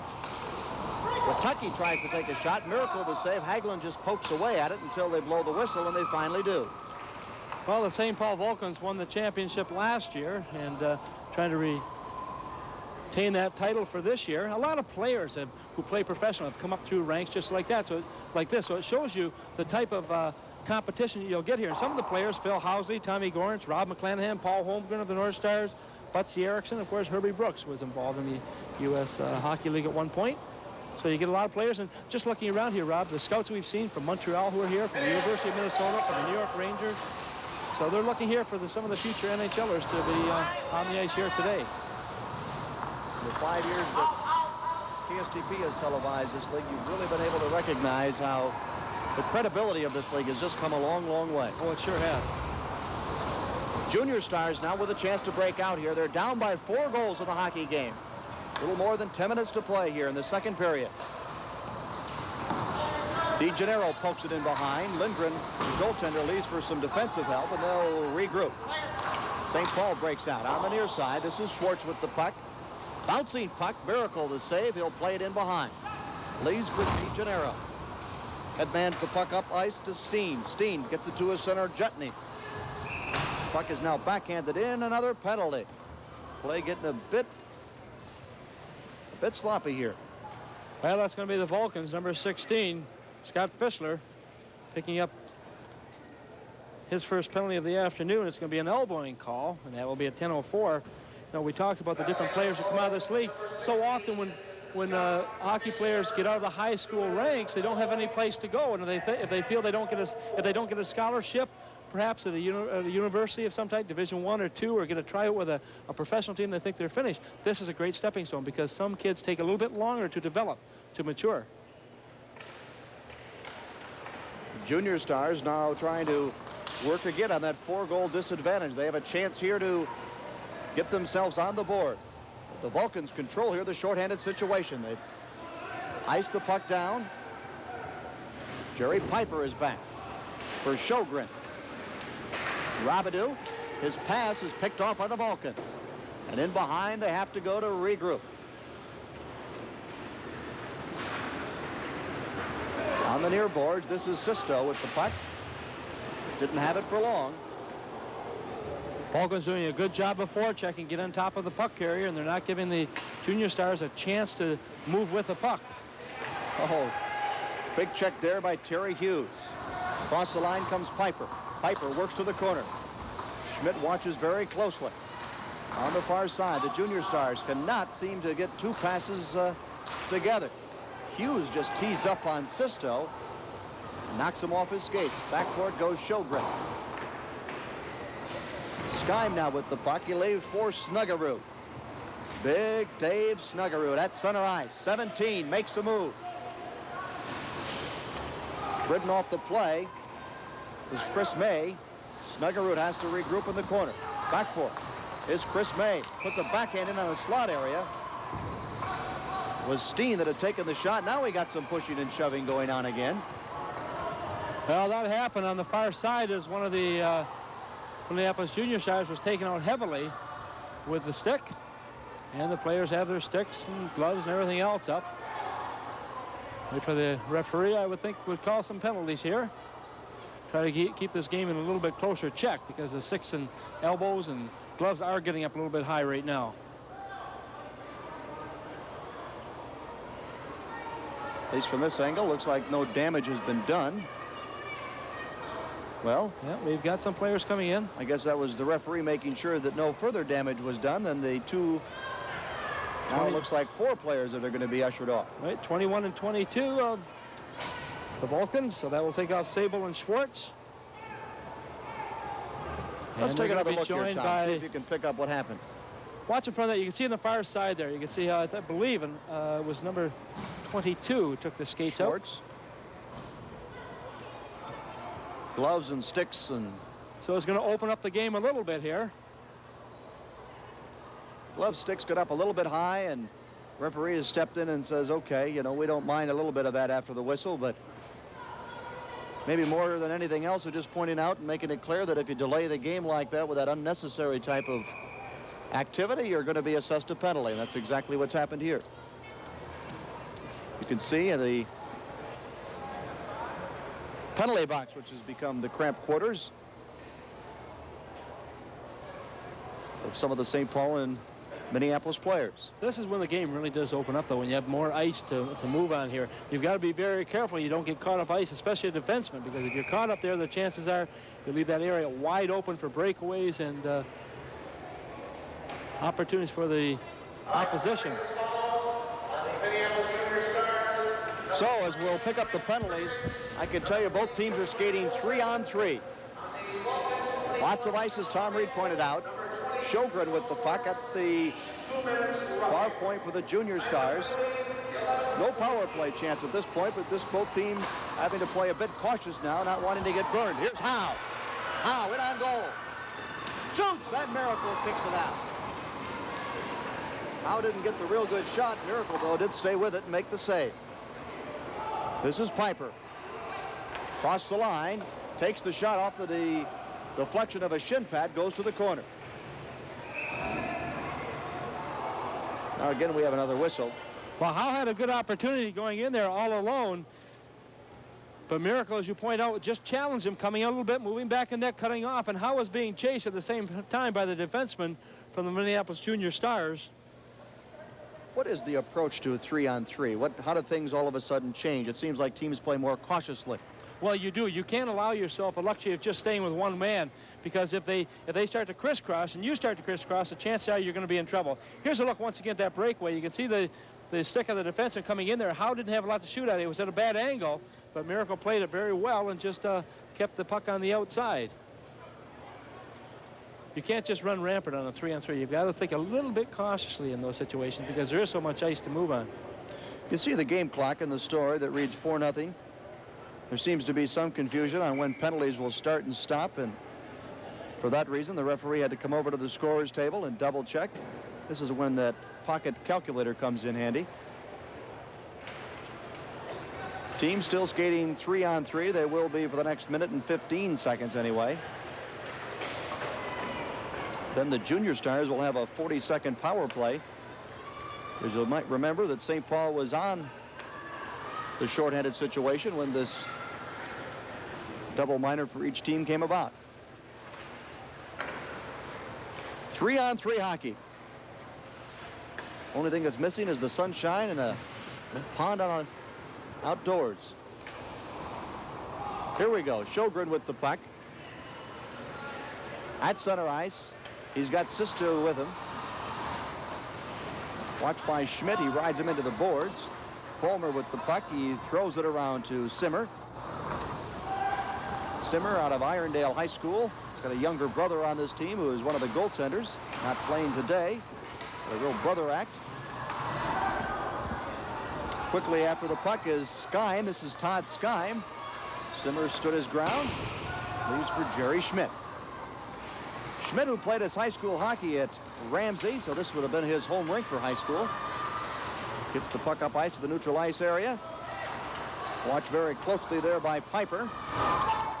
Piper is played down. Skeim throws it in. Now we got the Junior Stars back to full strength, and by the game clock, we show that the Vulcans are now short-handed by a skater, but for how long? They don't have the penalty clock working. But the Junior Stars on the attack. This is Snuggerud. Snuggerud shooting! Oh, Lindgren the save! Lindgren kicked out the set of pads and had to go up high and came down with the puck. Vulcans got caught in a line change, and on top of it, they're playing with a man down, but he's now back on the ice, so teams are now at full strength. That was the best scoring chance of the afternoon. It really was, and it was played very well by Lindgren, who had to, as you mentioned, use those pads and bring them up high to keep the puck, because that's where Snuggerud was trying to go with the puck. Watucky now on the near side. Goes down to a knee, trying to come out with the puck. Oh, he's a couple of players ridden into the boards. Back for it to Sachs, to Hagelin, shoots, and Miracle had to be quick with the left pad. Snuggerud ducks a check. Vic Brote now with the puck. Vulcan's doing a good job of moving that puck into the center ice here where they get the better shooting angle. Snuggerud with another chance. Shooting! Lindgren again the save. Held his ground and kicked it out. This is Schwartz with the puck. Schwartz trying to split the defense. He's ridden off the play. In the corner, the puck is kicked around. Controlled by the Vulcans. Back for it to Sable. His shot is kicked out by Miracle as he blocks that one to the corner. Now the Junior Stars. It's Andy Hatch with the puck. Now gets it up high. That's Jutney who takes the shot. It gets up high and goes off the glass. Let's take a look at that breakaway time. You can describe the play. Well, watch right here. Snuggerud breaks in all alone. He cuts onto his backhand. Look at the pads, how the pads have to go up high and just keep the puck out there on the left of the goaltender. But a good play by Snuggerud as he went in there all alone, trying to outguess the goaltender. No luck in that particular case, and so the St. Paul Vulcans still lead the Minneapolis Junior Stars by a score of 4-0. We've got 4:35 remaining in period number 2 here at the Roseville Ice Arena. You know, it doesn't matter who you talk to. They'll all tell you the same thing. This Lindgren is the best goaltender in the U.S. Hockey League. And I'm sure that there's a college out there somewhere that's going to benefit from him playing the 40 games this season here in the Junior Hockey League in St. Paul. This is Robidoux with the puck. Robidoux now overskated the puck, and Howe comes down. He brings it back to the point. Simmer shoots. Miracle saves. The Junior Stars starting to run around a little bit right now. They're not keying in on the defense where they should, on the Vulcans getting a lot of shots there. When you get down 4-0, you try to press perhaps a little bit too much, and you get a little bit sloppy, and that appears what's happening in their own end right now, where the winger is leaving that defenseman wide open. He's moving a little bit too far in the slot area, and all the Vulcans are doing is putting him back to the point, to the open man. As you can see right here, once again, there's nobody around him to stop him from taking that shot. Look how far he's moved in now before he even gets the shot away. So you got to play smart. You got to play the coverage, play those zones a little bit better.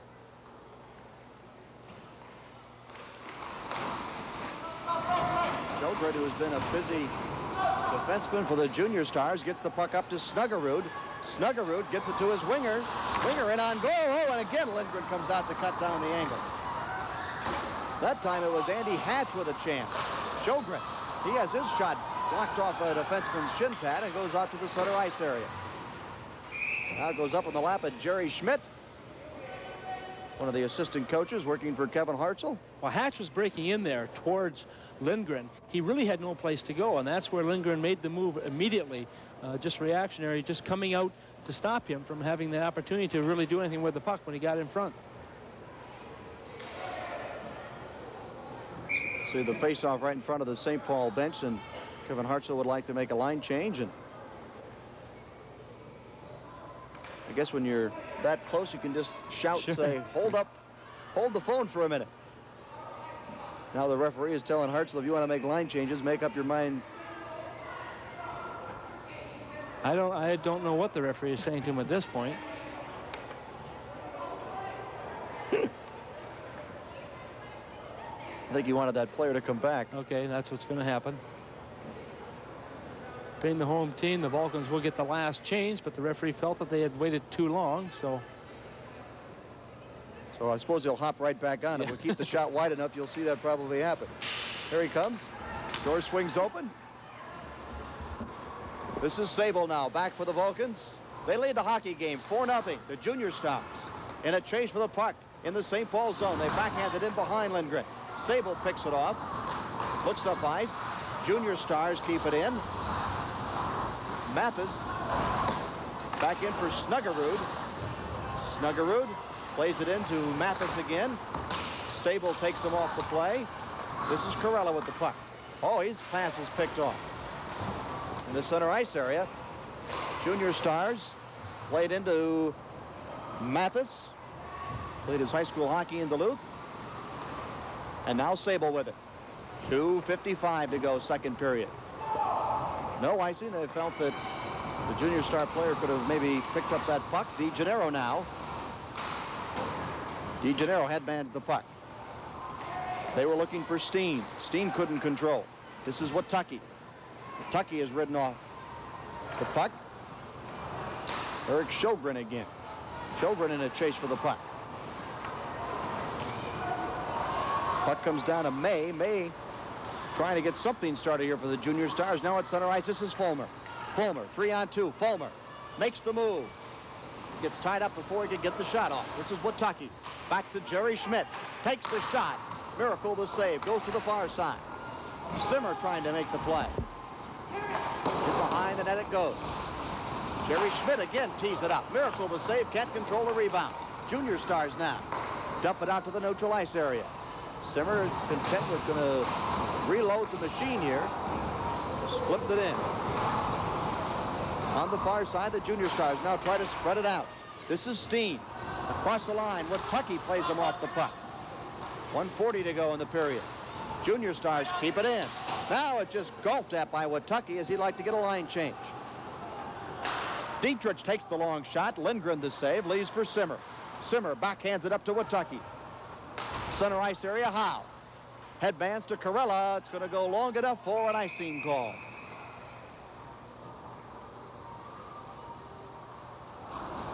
They'll bring it down the other way. Mind you, this is KSTP Television, Minneapolis, St. Paul. Broadcasting junior hockey live this afternoon on Channel 5. St. Paul versus the Minneapolis Junior Stars. Tom Reed will be getting some post-period comments from Kevin Hartzell. And also between the intermission, we'll talk to University of Minnesota Gopher hockey coach Brad Buto. His top-ranked Gophers took quite a scare this weekend from New Hampshire. We'll talk some hockey with Brad and find out from Kevin Hartzell about the play of his Vulcans here. Right now it's 4-0 with 1:05 to go in the period. The Junior Stars trying to pick up the loose puck in the Vulcan zone, but it's the Junior Stars controlling at center ice. And now we're going to have an offside whistle. Dean Talafis, the coach of the Junior Stars. Of course, he played his college hockey at University of Wisconsin after playing his high school hockey at Hastings, Minnesota. Took the Hastings team there to the state tournament. Boy, Hastings just missed getting there last year. There's Dino.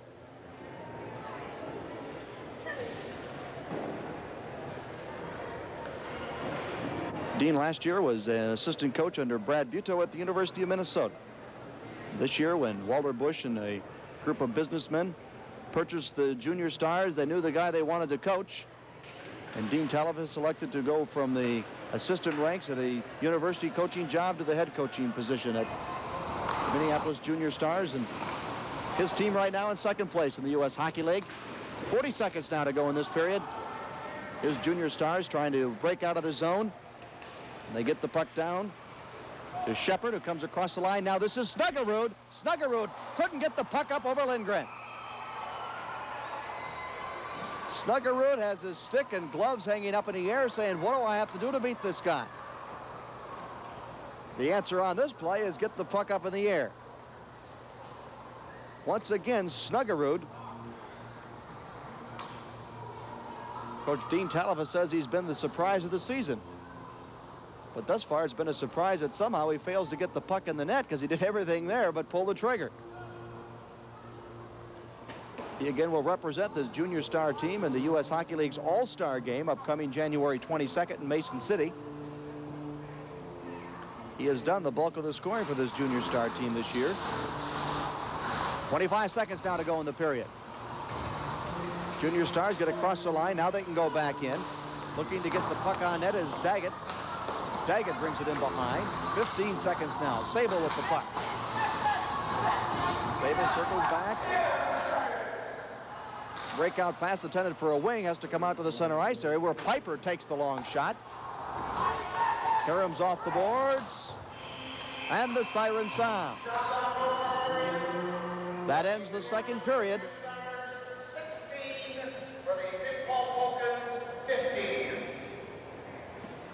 As we see the Vulcans again congratulating the efforts of their goaltender. We've played only 2 periods, but thus far Lindgren has been the man to keep the Junior Stars off the board. Our score is St. Paul 4 and the Bloomington Junior Stars nothing. I can tell you that the Junior Stars that period had 16 shots on goal. They now have 29 for the game. And the St. Paul Vulcans had 15. They now have a game total of 26 as the Minneapolis Police Department band strikes to strike up a tune to entertain the crowd on hand here at the Roseville Arena. Only 1 goal in that period. That was again scored by the Vulcans. It was Sable, the defenseman, who scored about the midpoint of this period. But let's bring you up to date and get the comments of the head coach of the St. Paul Vulcans. Let's go down to Tom Reed, who's standing by with Kevin Hartzell. Tom? Thanks, Rob and Kevin. That second period really was the period where the Minneapolis Junior Stars had to do something. Being behind 3-0 in the first period, you guys maintained control in that second period, getting the goal, leading 4-0 right now. Well, you know, I'm not so sure we're playing real good, you know, sharp hockey, but the guys are picking up, you know, loose checks on defense. We're not giving them really any outlet, especially in the rink. So, yeah, I'm happy with the way we're playing. You're getting the goaltending from Bob Lindgren when you need it. When there's mistakes made, he's been able to equal the task and to smother that puck when necessary. Well, I think, behind any good hockey team is a good goaltender. I think at this point we feel we probably have the best goaltender in the league. You know, he won when we were over in Czechoslovakia. He won that best goaltender in the tournament. And he's been proving himself game in and game out. And he's at the point now where he's our Billy Smith. He's going to be our #1 the rest of the way, and we're going to live and die with him. Kevin, in talking to some of the people prior to today's game, we looked for a skating game. We're seeing that, but we're seeing a very physical game as well. Did you expect it? Oh, yeah, and I think in this league, you're always going to see physical hockey. I think, you know, once a person gets out of high school, every kind of hockey you're going to play, whether it be juniors or college or pros, it's a physical brand of hockey. And I think that's the biggest adjustment kids make come in this league is they've got to learn to play the physical, you know, they got to learn to take the body. And as you can see, at this time of year, it's pretty much been accomplished. Most kids are used to doing that. It's going to be a big incentive also for these players to see some of the scouts up in the stands from the various colleges perhaps, but also the pro ranks to give them a little bit of a lift. Well, like we tell them, you know, every game there's somebody in the stands to watch you play. And maybe a person from Western Michigan maybe only come 3 times all year. Might be the 3 times you have your 3 best games. So the scouts are always there, and as I look up tonight, I see an exceptional number of them. So that should always be incentive. Kevin, we want to wish you continued success. The score here at the end of 2 periods, the Vulcans 4, the Minneapolis Junior Stars nothing. We'll have more coming up right after this timeout.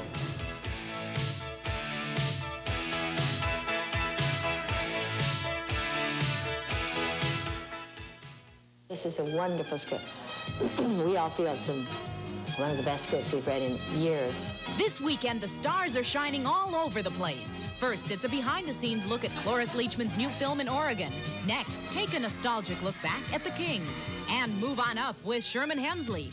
Plus, Star Search Rising Stars, Sawyer Brown, and the Footlockers. Rocking your way this weekend on Entertainment This Week. Sunday afternoon at 3.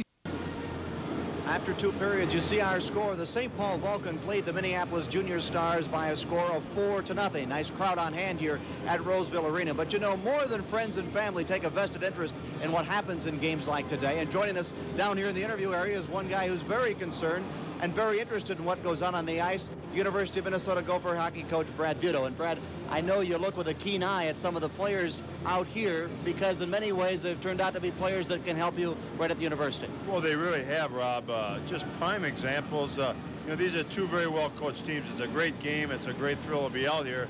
I wish we had more than our 3 or 4 scholarships a year. You have people like Coach Hartzell and Coach Osby that have played at the University of Minnesota, were captains at the University of Minnesota, played at the Vulcans. We've had a dozen or so players come from St. Paul that are played with our team, and certainly in our league. Right now we have Eric Dornfield on our team that plays St. Paul, and Steve McSwain that plays with Dubuque. So it's a great league, and we hope to get more kids in the future.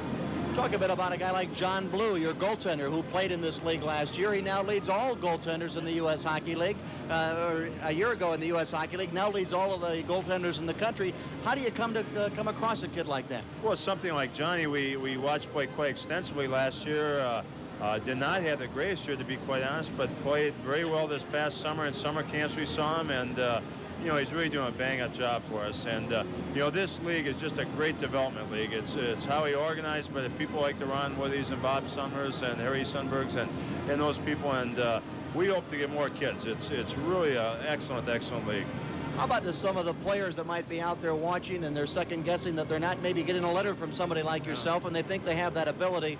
Do players, is this one of those avenues that they can really exercise and that you really take a vested interest on games like this? Well, very much. You know, we watch the high schools very closely, but we watch the junior leagues. We watch between our staff 4 to 5 people, close to 400 to 500 games a year.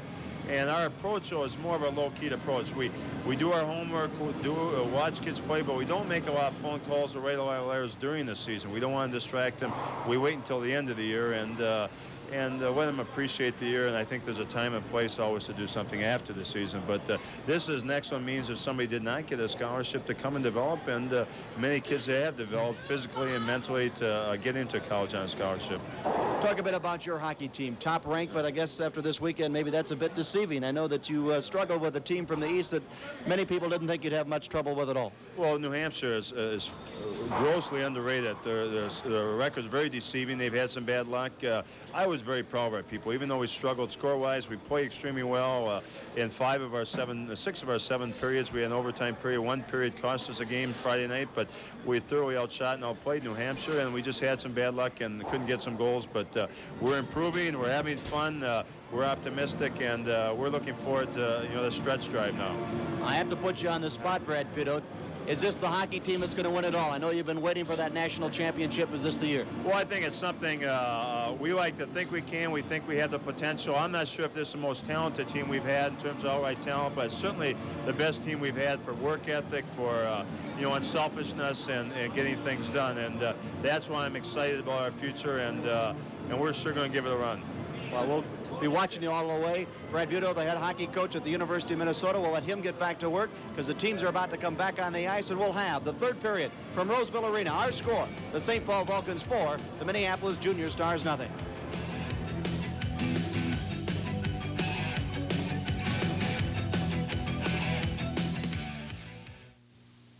It's coming to farmlands across America. Improved weed control and crop residue.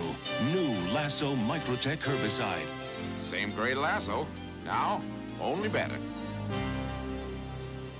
Billions of micro-encapsulated droplets of Lasso move through crop residue more easily for improved performance in conservation tillage. When crop residue gets in your way, break through with new Lasso Microtech, the yield protector. Sunday, when one of the largest diamonds in the world is targeted for theft, can Sherlock Holmes see the jewel back to safety? What's it all about, huh? Did you ever hear of Lady Margaret Carstairs' famous diamond, the Star of Rhodesia? There was something in last week's text about the old girl being in London with a bauble. Wasn't there, Holmes? Yes, there was. She's on this train. That's why we're here, to see that this bauble, as you call it, gets safely back into its vault at Edinburgh. Sherlock Holmes in Terror by Night, Sunday night at 10:30 on Channel 5. Hi, I'm Major Topps, the founder and executive director of Education Is Our Goal. Education Is Our Goal is a nonprofit, community-based educational program designed to assist minority, low-income, disadvantaged individuals in reaching their educational goals. We provide financial aid information, educational planning, one-to-one and group counseling, career planning, and job seeking and keeping skills. We also make referrals to help you solve other problems you may encounter while trying to reach your educational goals. The services offered at Education Is Our Goal are free. We want to help you further your education. So stop by our office at 1315 Penn Avenue North or give us a call at 348-4728. Education is the key to success, and we want to help you become whatever it is that you want to be. Let us help you make education your goal.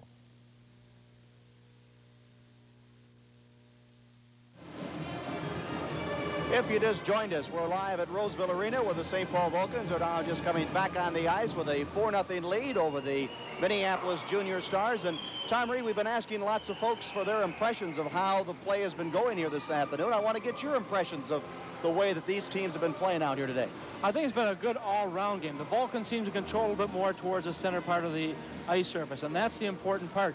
The Minneapolis Junior Stars are getting lots of shots. In fact, they've outshot the Vulcans at this point, but they lose on the scoreboard at this particular stage of the game, and that's where it's so important. But I think that the play of the Vulcans has been very good. They've taken the man all night long. They haven't allowed the Stars really to get on track.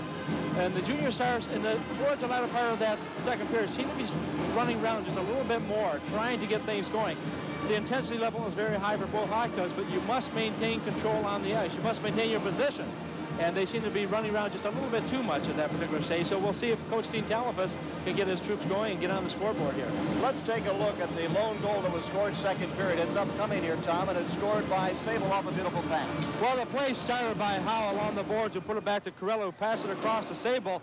Just let a good shot go right here. Well, watch it in slow motion. Look how flat the puck is as it comes across. And that's important, not only the flatness of it, but the speed of the puck, so that Sable's able to get everything he's got into it. Look at the position, follow through right towards the net, and Miracle had no chance on it. And that was the third goal scored by Sable this season, and a very important goal for the Vulcans at that stage. So now we're on to the third period.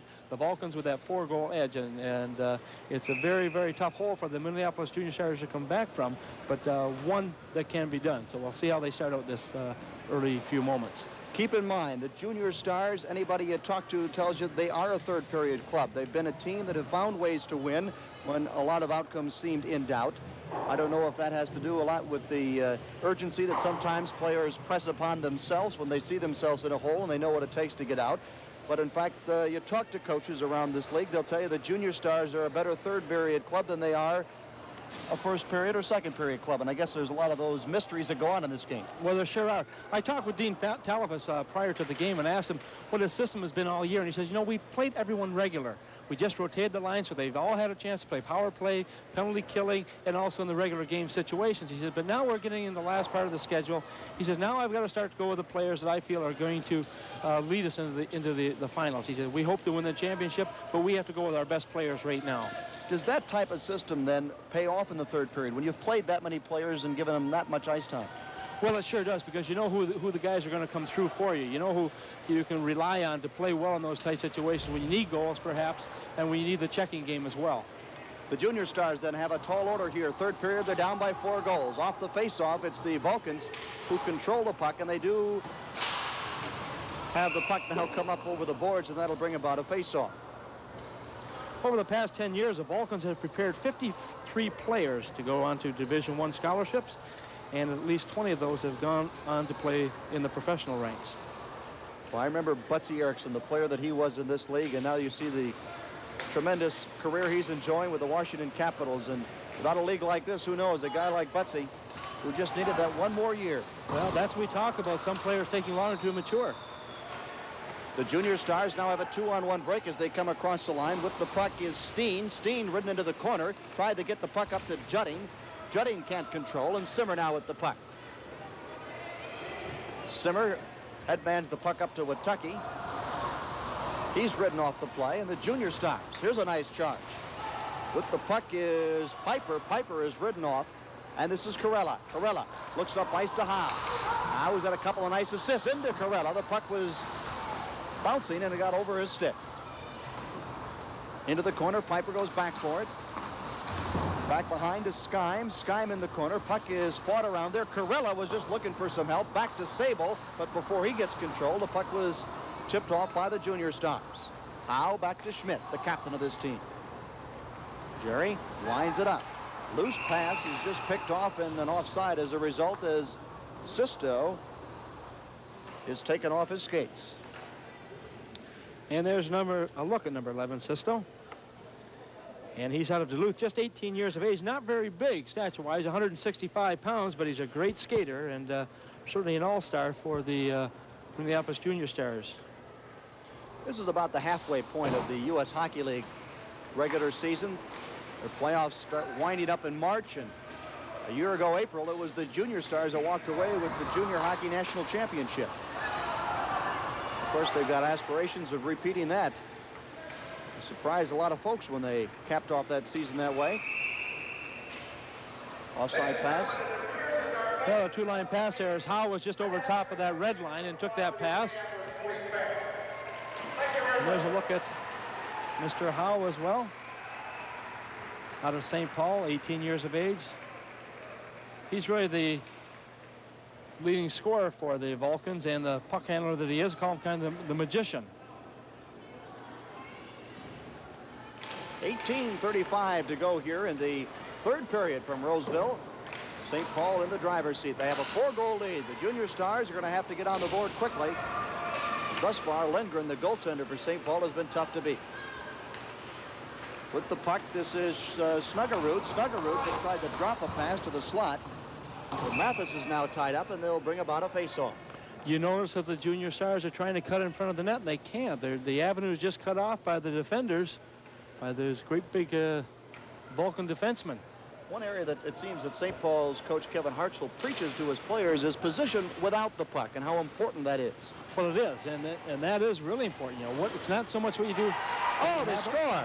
But when you don't have it. And the Minneapolis Junior Stars coming around the net there. Lindgren got a little bit slow there coming off of that pipe, trying to get over to the other side. Not a good goal, but nonetheless, it's a goal for the Minneapolis Junior Stars. That's Andy Hatch, Tom. Pick it up once again. Watch right here. Number 16 as Hatch takes a puck. He tries to come in. There's no place to go. Now watch as he starts to move over on the backhand. Lindgren starts to move across, but Hatch really comes in there quickly, and it just deflects in off the pad of the goaltender Lindgren, goes into the net, and so we've got a 4-1 game now with the Minneapolis Junior Stars finally getting on the board. Andy Hatch out of Edina has given the Junior Stars some life as they come up with a goal on strictly a second effort on the part of Hatch as he curled around behind the net. Now they come back, the Junior Stars do. Puck is at the point. Sjogren takes the shot. Lindgren with the save in behind. This is Schmidt with the puck to Hagelin. Hagelin comes across the line. Stops to set up. Hagelin, the big winger, looking to the slot. Quickly, a shot taken there by Watucky goes wide. On the near point. Junior Stars now with a bouncing puck, trying to get it up ice.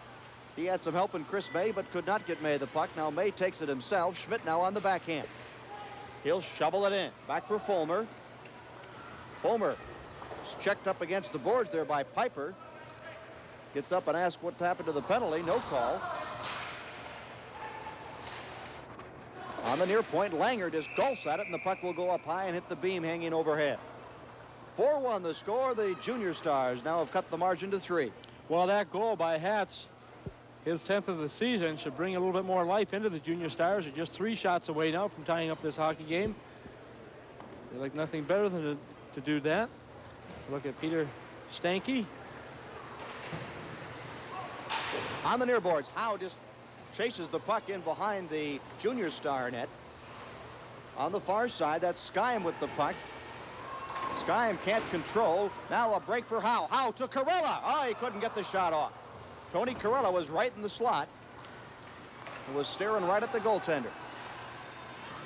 Puck is up to Skyme. He leaves for Sisto. This is Sisto with the puck. He backhands it back to his teammate Skyme, who takes the shot, and it's deflected up high. Well, from a tough angle, that shot was taken, but nonetheless, goaltender Bob Lindgren had to be ready just in case. Sometimes those are the ones that kind of fool the goaltenders a little bit, or perhaps deflections or change in direction. So you've got to be on top of it at all times. Robidoux taking the draw against Terry Hughes for the Vulcans. This is Simmer. Simmer can't control. Has to go back for it.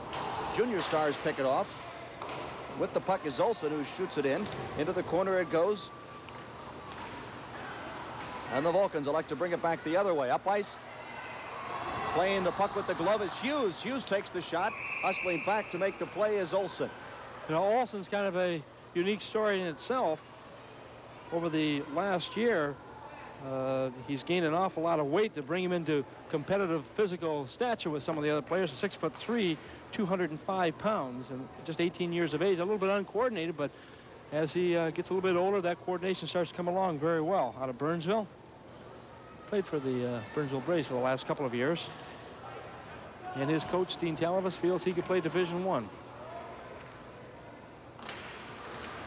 From the point, this is Simmer with it. He was going to take the shot through the slot, but elects to dump it into the corner.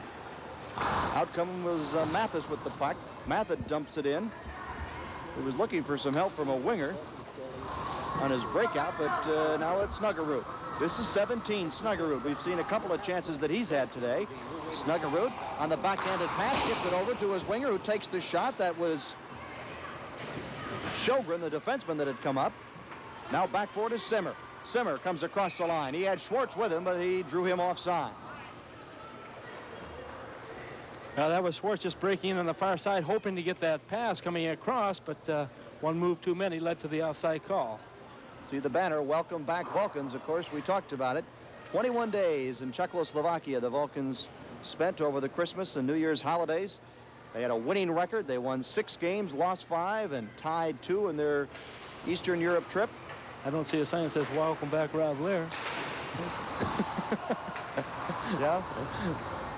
Maybe there was some that were hoping that I wouldn't make it back. Puck is bounced up against the boards.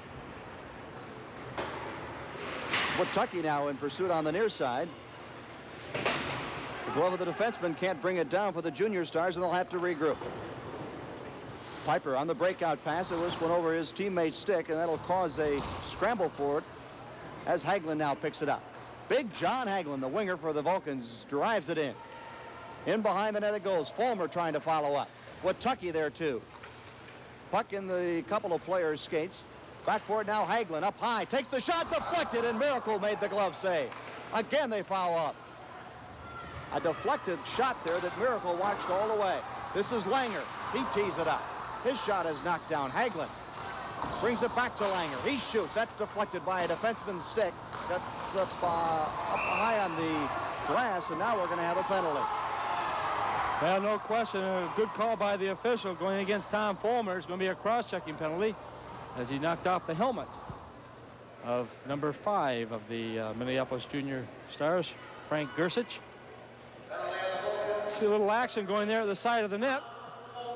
And you can see why that little cross-check came about. Time of the penalty will be 5 minutes and 49 seconds of the third period, with the Vulcans in the lead 4-1 over the Junior Stars. So we have not seen much from the Junior Stars in terms of the power play, but this chance here would put them right back into the hockey game. This is Robidoux up high in his own zone. The puck comes off a deflection of a shin pad. 3-on-2. Here come the Junior Stars across the line. Skyme takes it wide. This is Sjogren with the puck. He's got Piper back here up high in the slot. Sjogren skates to the middle. Dumps to Skyme. Skyme loses control. Back for Sjogren. He sets it up. Back to Skyme. He's on the backhand. Brings it over to Piper. In on the near side, they bring it back to Piper. 1:15 to go on the power play. Skyme can't get the shot off. Make that Sjogren now. He's inside. Along the board, the puck comes and gets across the line. Well, once again, the Vulcans not allowing the Junior Stars to get that shot away. Junior Stars are 0 for 6 in the power play so far in today's hockey game. And struggling on opportunity number 7. Only 45 seconds to go in this chance. Piper gets it in across the line. Up ahead there with the puck is May. May's ridden off. Kept in there by Piper, who went up very high, but they were going to say that he grasped the puck with his glove, and that's going to bring off the face-off. The Vulcans have had 8 penalties in this hockey game for a total of 16 minutes. Minneapolis had 4 penalties for a total of 8 minutes. Oh, look at that. You asked for the sign? Is that what you were doing when I was talking? Now I know. I was busy, and my artwork isn't all that great, but thank you. There's the sign. Now we're even.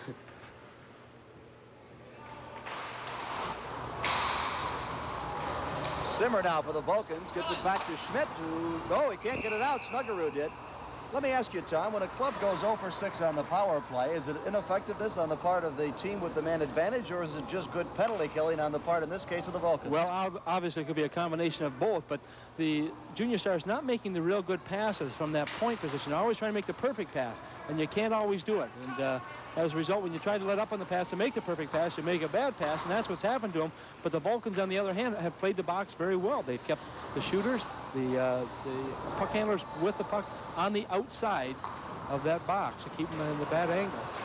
Here's a 3-on-2 break across the line. If the Junior Stars can put it in position, they cannot. Howe is ridden off the play. Now they pick it up in the slot. The Vulcans are back to full strength. The Junior Stars, though, still with the puck. Bounce it around. Inside it goes. This is Snuggerud. Snuggerud gets the puck over. Oh, a shot taken there, just wide by Steen. Steen now has the puck come off his stick, and the Vulcans come back. This is Fulmer in on goal. He's ridden off the play. Mark Olson, the big defenseman we were talking about earlier. And the Junior Stars dump it in. Sisto in pursuit. Langer bounces it off the boards there. Left for Fulmer. 4-1 the score. St. Paul leads the Junior Stars. Live U.S. Hockey League action here on Channel 5 this afternoon from Roseville Arena. Tom Reed along with Rob Lear here with 11:25 to go in the third period. Puck now in the Junior Star end. Breakout. Has Sisto at center ice. Sisto cuts in. Puck is left. He'll pick it up himself. Backhands it to his winger, and it's picked off by Fulmer. 3-on-2. Here come the Vulcans. This is Sable. Sable leaves for Fulmer to Watucky, and an offside whistle. Now, once again, was one of those perfect passes that resulted in the offside, trying to put it right on the player's second instead of just leading him with it. Let him skate into the puck.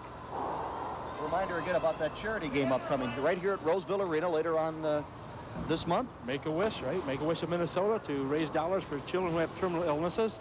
And yourself, Bruce, Dan Stone King, John Gilbert, Bob Kurtz, Bobby Utek. Bob Utek, Jesse the Body Ventura. Now, you should see that guy skate. He may not be the worst skater I've ever seen, but he could be in the top 2. Now he's going to get me. And, of course, Scott Ledoux will be here as well. So we look forward to that game. It's on the 27th of January, 7:30 game, $2 donation at the door. Or if you need information, call Make-A-Wish or the Roseville Ice Arena here. Back now the Junior Stars still trying to get something going here offensively. They circle around the net. Back to the point they go. This is Piper taking the shot. He's ridden off the play. Simmer got down to block it. Now DeGennaro with the puck. Good play by Simmer. Net is ridden off the standards as a collision. Had Bobby Lindgren, the goalie, and look at the players go right after the Junior Star players. Lindgren's still down. And they're all trying to get it. Number 10, Craig Shepard. Other players getting in between each other to make sure nothing else happens. Referee signaling to the Star player that Shepard is going to the penalty box. And he's going to get a charging penalty for that. We'll pick it up once again. Watts the goaltender right here. Kind of looking back for the puck right here. You can see he just knocks in.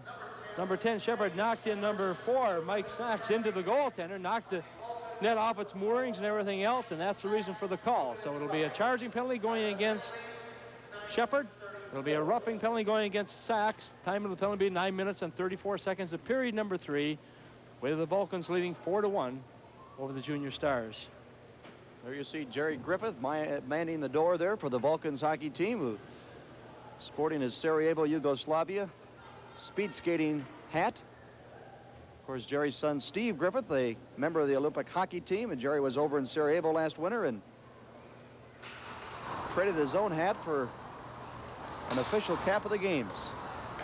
Now an assistant coach this year with the Vulcans. 4-1 our score, both teams now. It's skating four players apiece. This is Sable on the far side. Gets it back over here to Langer. Langer will circle back and leaves for Corella. Corella dodges a check. Puck is still loose in the center ice area. Now Sisto with it. Under 10 minutes to go here. Sisto, long shot. And we see Lindgren just direct that over the glass. Yeah, he just came out with that blocking pad of his and felt maybe I need a little bit of a rest. And as he deflected the puck off to the side, it went over the glass here. And that'll give both teams a little bit of a chance to get a breather here. We're down to 9 minutes and 54 seconds. Lindgren out of Minneapolis Roosevelt. I'm impressed with his play. I've seen him play about 6 games, but I've heard a great deal about him. The fact that he was overlooked. I'll tell you, the way he's playing, obviously a good opportunity to go to Division I next year. And Snuggerud's played well today. Here's Snuggerud. He scores! Well, you called that one. And he's from a family of skaters. He just controlled the puck right off of the face-off. No one went at him at all. And Dave Snuggerud picks up his 14th goal of the season. That comes at 10-14. Boy, after the times that Snuggerud was denied by Lindgren, this time Tom Reed, he gets the good shot. Well, he sure does, but watch here. See, there's the first mistake. You can see right there, Simmer turning away from him, turning the wrong way, and that just left him wide open. Jeff Simmer turned to his left. He should have gone to his right to stay in the top of him. He goes in there, and he just looks like he blasted right between the 5-hole underneath of the goaltender, Bob Lindgren, and so that brings the Minneapolis Junior Stars to within 2. So Snuggerud has pulled the Junior Stars 4-2, and with 9 minutes and 40 seconds to go, things are starting to get tight here at Roseville Arena. Corella now back for the Junior Stars. In on goal, he's poke-checked off the play by Olsen, the defenseman. Olsen takes Corella into the board, but Tony still controls with the puck. He's still looking to set it up. Robidoux up high for the Junior Stars. 2-on-2, here they come. Back for it is Snuggerud. The puck rolls right off his stick. Now Robidoux has the puck picked off by Corella, who sets Howe away. Howe could not pick it up. Back for it goes Olsen. Into the boards they go. Robidoux will take Corella out. This is Howe with the puck. Howe. He's taken down. We're going to have a penalty. Vulcans control, but when the Junior Stars touch the puck, right now we'll have a whistle. That's a costly penalty upcoming for the Junior Stars. Well, it is at that point because they're battling back here, scoring the only 2 goals in this period. And it's going to be called a tripping by the referee, Don Willard. And it's going against number 23.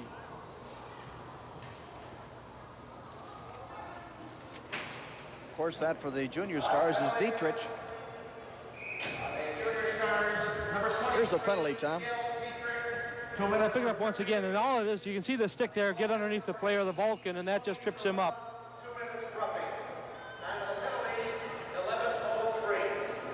Oh, wait, now that's a roughing call? They've given a penalty apiece. Is that right? All right. Yeah, yep. That was a delayed reaction, at least in terms of players skating over to the penalty box. We've got a roughing and a tripping, which means that both teams will be skating 3 apiece for the next 31 seconds. Then it'll be 4-on-4 for the next minute and 29 seconds after that. So there's no penalty. Junior Stars and the Vulcans both skating at equal strength. Again, the score 4-2. St. Paul leading, but the Junior Stars have scored twice here in this third period. With the puck is Piper. Piper working the corner. Puck comes out loose along the far boards, and back for it is Simmer. Simmer just wants to get the puck out of the zone. This is Sjogren. Sjogren and around Simmer. Moves the puck in. This is Sjogren again. He had a winger on the far side, but failed to get him the puck.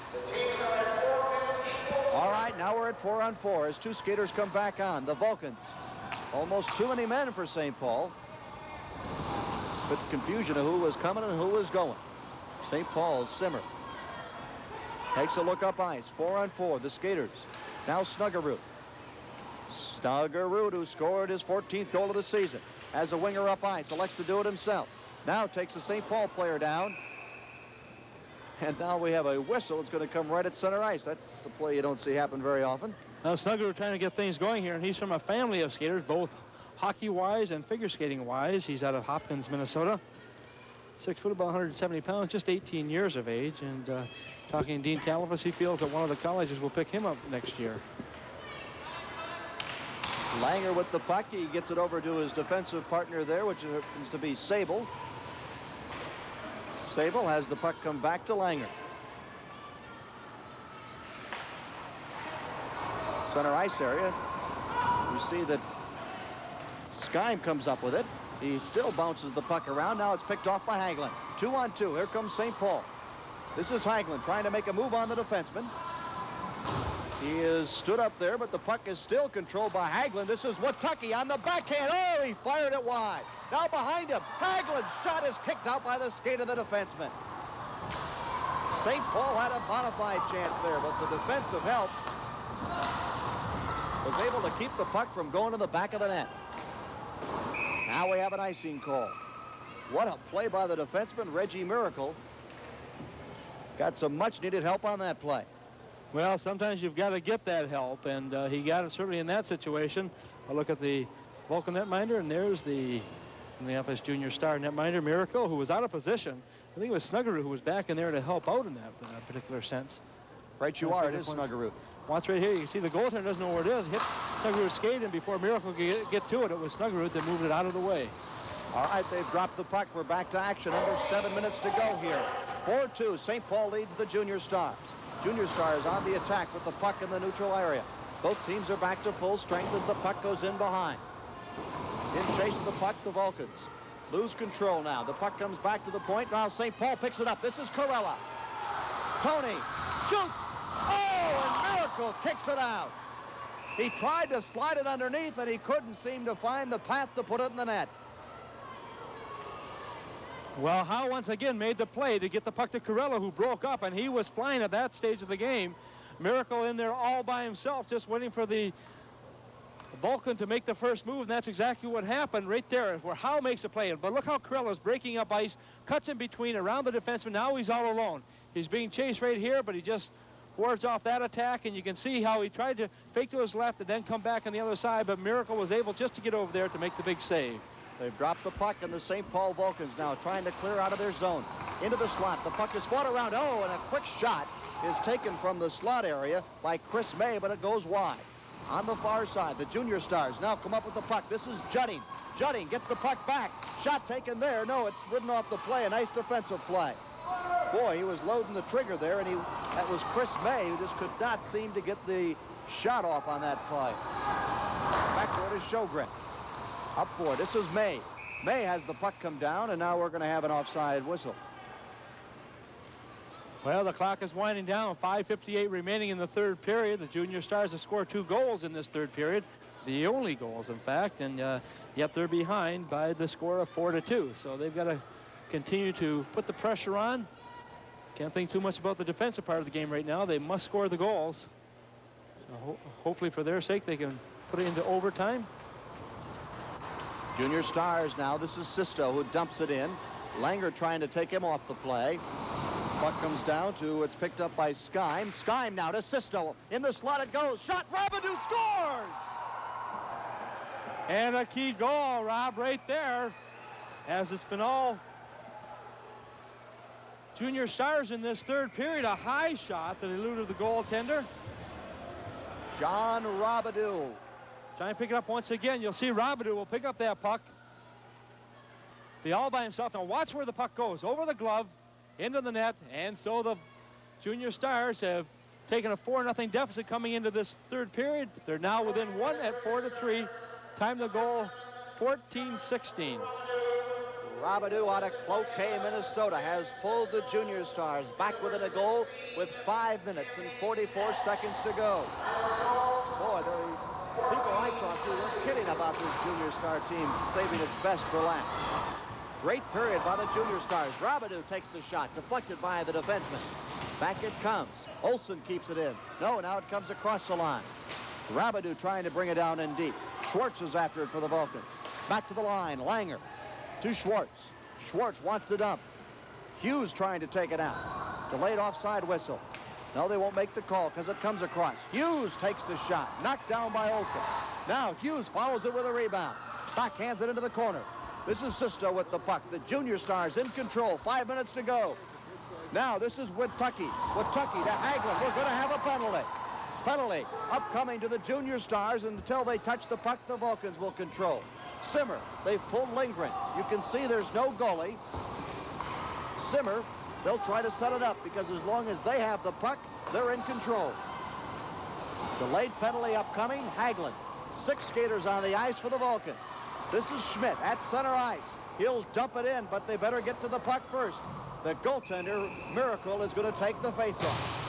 So with 4:33 to play, the Junior Stars will be shorthanded.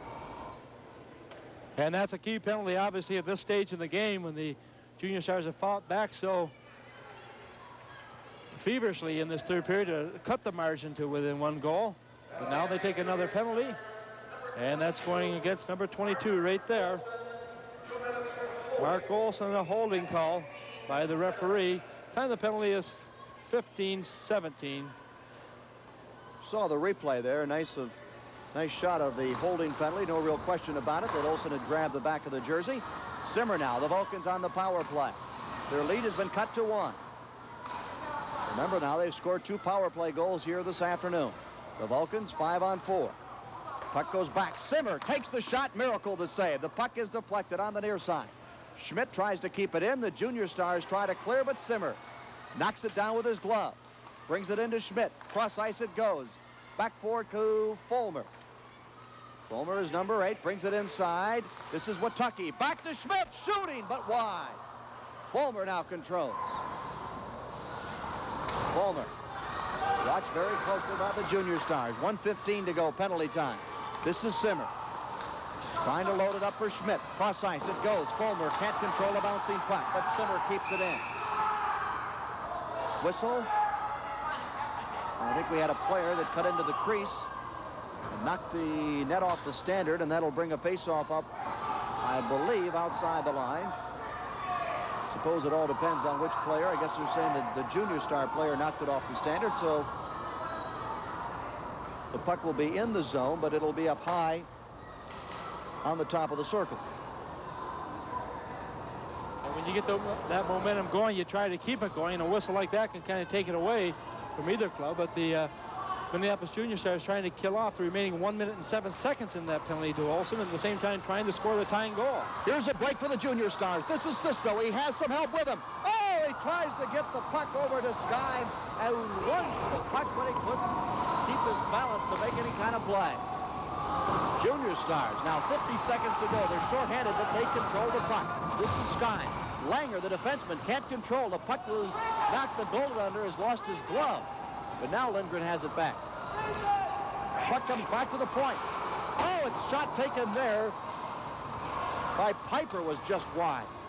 30 seconds to go. The Vulcans not able to get much going on this power play chance yet. This is Howe. Chases to the corner. Less than 3 minutes to go. Sjogren ices the puck back to the center ice area. Schmidt looks up at the clock. Gets the puck back to Simmer.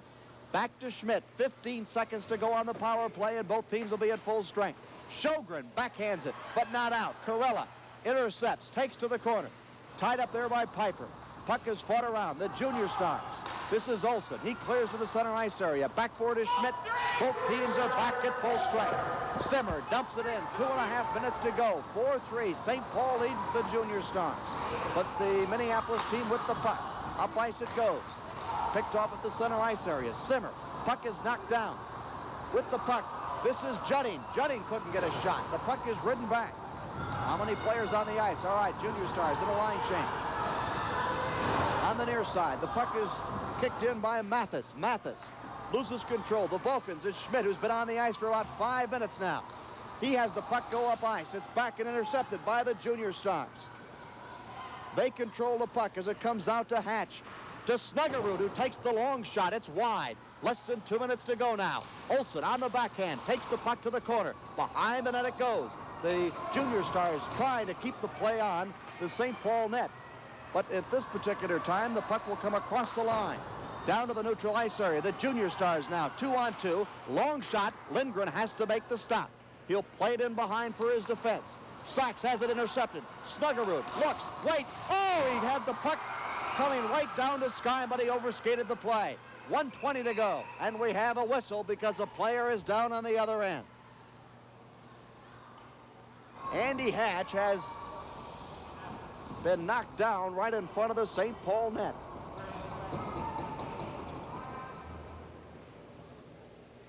Boy, what a chance there. Snuggerud was waiting for his winger Skyme to get in position, and he did, but just could not get the shot off. But of more immediate concern, the condition of Andy Hatch, who actually got things going here for this Minneapolis team. Watch now, see if we can pick up how he gets hurt. He's the guy out front. Snuggerud, though, is looking behind him. Oh, he was just taken off the play, it looks like, by Schwartz. That often happens out front of the net, and that time he just got leveled from behind. It was more of a surprise that he got knocked down than anything. One thing when you see it coming, it's another thing when you get blindsided. And Andy Hatch, who seems to be back up and will be walked off the ice.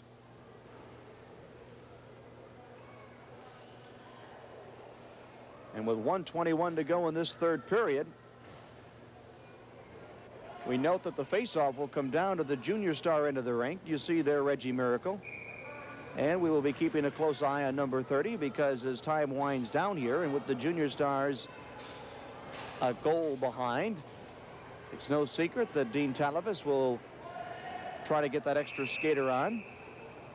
This time he wants to make a defensive change. Going to bring on Sjogren and Olsen. Let's quickly check the people we have on the ice now. Fulmer, Hagelin. Also have Watucky on the ice for the Vulcans. Schmidt lost the puck in up high behind the Junior Star net. Let's watch the goaltender now. 1:15. Puck comes out. Sisto loses control. Fulmer keeps it in. Back for it is Sjogren. 1:05 to go. St. Paul leads by a goal. The Junior Stars can't pick up the puck, though. 1 minute to go. The Junior Stars. Oh, we've had a whistle, and I think we're going to have a penalty and could, in fact, have a pair of them.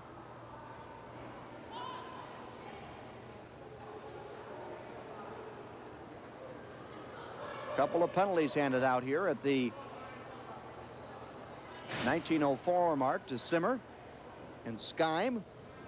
Penalties on the Junior Stars, number 6. So, for the last 56 seconds, teams will be skating for a side.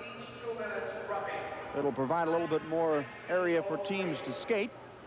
The Junior Stars take timeout. And Dean Talavis, in fact, has asked for a timeout. We'll zoom in over to the Bloomington Junior Stars bench area. You see the penalty. These two guys just get hung up. And we see that Simmer and Skyme got sticks and gloves up a little bit high. And you see the times now reflected on the scoreboard. There's the game story. The home team, St. Paul Vulcans 4. The visitors from Minneapolis, the Junior Stars 3. And there's Coach Dean Talavis. He has taken the timeout. He goes over his notes, and he is at this time going to elect which 4 skaters he wants on the ice. Meanwhile, you see Kevin Hartzell. He talks about the importance of picking up the players on the defensive side of this game. They have the lead. They'd like to protect that lead. By the same token, they know that there's going to be an open goal at the other end of the ice. Keep in mind that in U.S. Hockey League action, there is an overtime period. If, in fact, the Junior Stars can gain the equalizer, there'll be a 5-minute bench rest, followed by a 10-minute sudden death overtime. And it's very advantageous for these teams to get in that overtime because the U.S. Hockey League has a bonus point system, where so much as if the game should be decided in overtime, just for getting into that overtime, you pick up what they call the bonus point. So you're rewarded for getting that tie. In this case, the Junior Stars would be. And regardless of what the outcome of the overtime would be, It's a whole lot better than skating to a 4-3 score, in which the scoreboard reflects right now. Face-off comes down in the junior star end. 55 seconds to go. Minneapolis going to have to go back for it. It comes back. It's picked up by Piper, who heads it up to Snuggerud. Gets it up to Sistu. Into Snuggerud. Snuggerud's going to start to set up. The goaltender has come out of the net.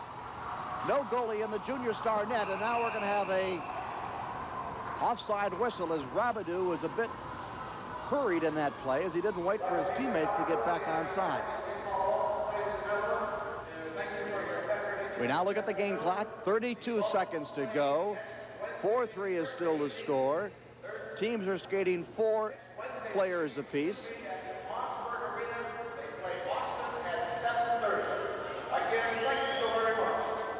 But this is interesting. We've got Bloomington and Junior Stars, in fact, have got 5 players on the ice. Not enough players on the ice, so Kevin Hartzell is elected to take his timeout. You see the Junior Star coach. Kevin Hartzell, quite an interesting story in the path that he has taken to become the head coach of the Vulcans. Of course, a player at the University of Minnesota. Was a captain under Coach Brad Budo on one of the Gopher teams and took this Vulcan team all the way to the national championship a year ago. Kevin's not a real vocal type of a coach. He's one of those that he leads by example and tries to instill a system into his players that every move has a purpose. And you watch his team play, and you can very visibly pick that up as you watch them play. We've seen them kill off many penalties today. As you see, Dean Talavas, he's working on the counterattack. But there's a very definite system that Hartzell has ingrained in his hockey program with the St. Paul Vulcans.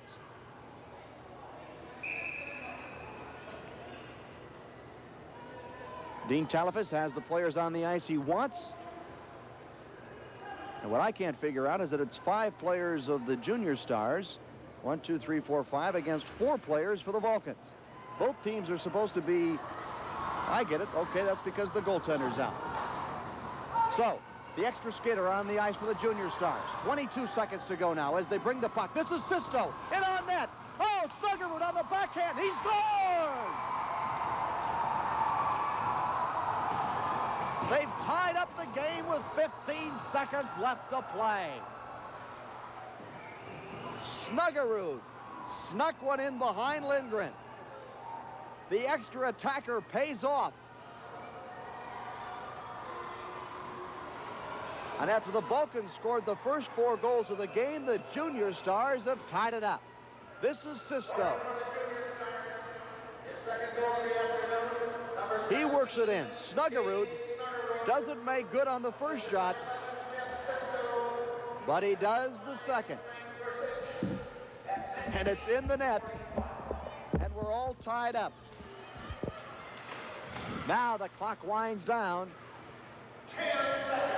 10 seconds to go. Teams are tied at 4-4. The Vulcans have the puck. And there's the siren that sounds. But again, we will have an overtime. And the Junior Stars have been awarded with that bonus point for being able to come up with the equalizer. And Tom Reed, we were sending you down to talk to some players about just what kind of a performance we saw here this afternoon, but how quickly things have changed. And the Junior Stars really came up big in this period. Well, they had to, Rob, as we talked about at the start of the third period, and they did just that. I was standing in there for about 1.5 to 2 minutes waiting, listening to the broadcast, and down there wondering, boy, if they tie this up, I'll be running back up here to the broadcast booth. That's exactly what happened. Is that fellow right there, Dean Talavas, has to be very pleased right now in the way that his team has come on here in the third period. That second goal of the game by Snuggerud, his second goal of the game, and that fellow right there, Kevin Hartzell, probably a little bit dejected, the fact that his team could not hold a 4-0 lead going into the final 20 minutes. Well, we're going to take a break at this point and tell you that our score is St. Paul 4, Minneapolis Junior Stars 4. The teams are taking a bench rest and upcoming the overtime period, sudden death, so don't go away. Our score is tied live from Roseville Arena.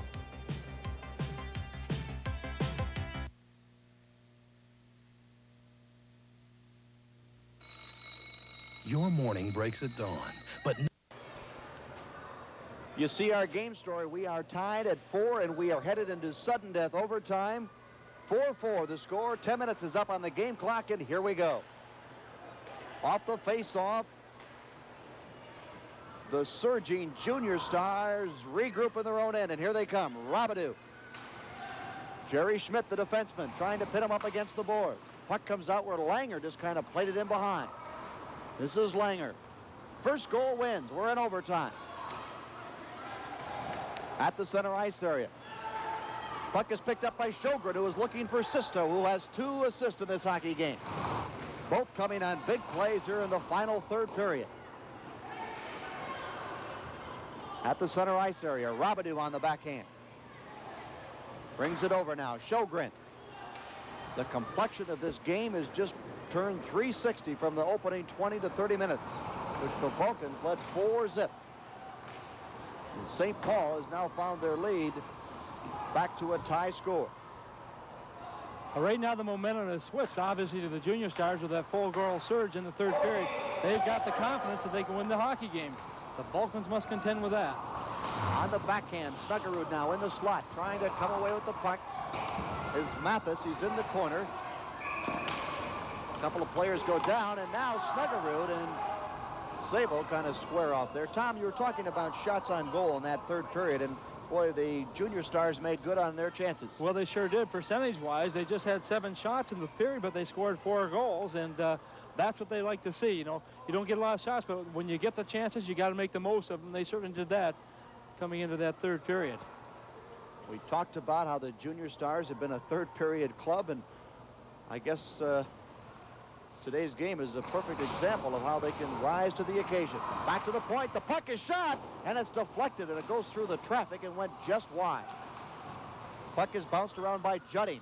Judding now, number 9, gets the puck over to his winger, as it was Chris May who had the puck come across his stick. Vulcans now, John Hagelin with it. He'll dump it in. There comes a stick up flying to the crowd. Hagelin is taken down by the check of Gersh. Gersh now has the puck. Come up to Chris May. May overskated the puck and took himself offside. Well, he was looking down. That's perhaps where the face mask gets in the way a little bit. He was looking down trying to see where exactly that puck was, and as a result, he lost it and put himself a little bit offside. But this is what I really like in the overtime. The fact is that the losing team still gets 1 point. The winning team obviously gets 2 points, so what it does, it makes you go all out. You don't just sit back saying, well, we're just going to get a point. By going all out, you know you got 1 point, and by going offensively, you may get that extra point, which can be so important. That's the difference in the standings right now, the fact that the Minneapolis Junior Stars in overtime lost the game, but they still got that 1 point, and so that's why they hold that second position in the league right now. Dave Snuggerud scores a pair of third-period goals for the Junior Stars. In all, Minneapolis gets 4 goals in that final 20 minutes. They have sent this game into overtime, and we have 8 minutes to go in this extra period. Cross the line, and it's offside. A little bit of an injury. One of the Minneapolis Junior Star players. It's over by the bench now by the Junior Star. We see that Sisto is very slow. There he is, number 11. He was bent over there. He looked like he was in obvious pain. He's now gone to the bench and being assisted there. He had 2 big assists in that third period. Team skating 5 apiece. Dietrich sends it in. Puck is played in around. Schwartz is in a chase for the puck. This is Schwartz. Oh boy, he's taken off the play. Miracle had to go down, and the puck was bouncing around. Now the play is played up by Fulmer. Into the corner they go. Fischler was in pursuit of the puck. Junior Stars not having any problems breaking out of their own zone now. That's the difference. Sjogren is taken off the play. Vulcans look up ice. With the puck is Fischler. He scored once this afternoon. He now takes a weak wrist shot. It's played in the slot area. Picked up now. Oh, Miracle had to make a quick glove save. Quick shot taken by Stanky.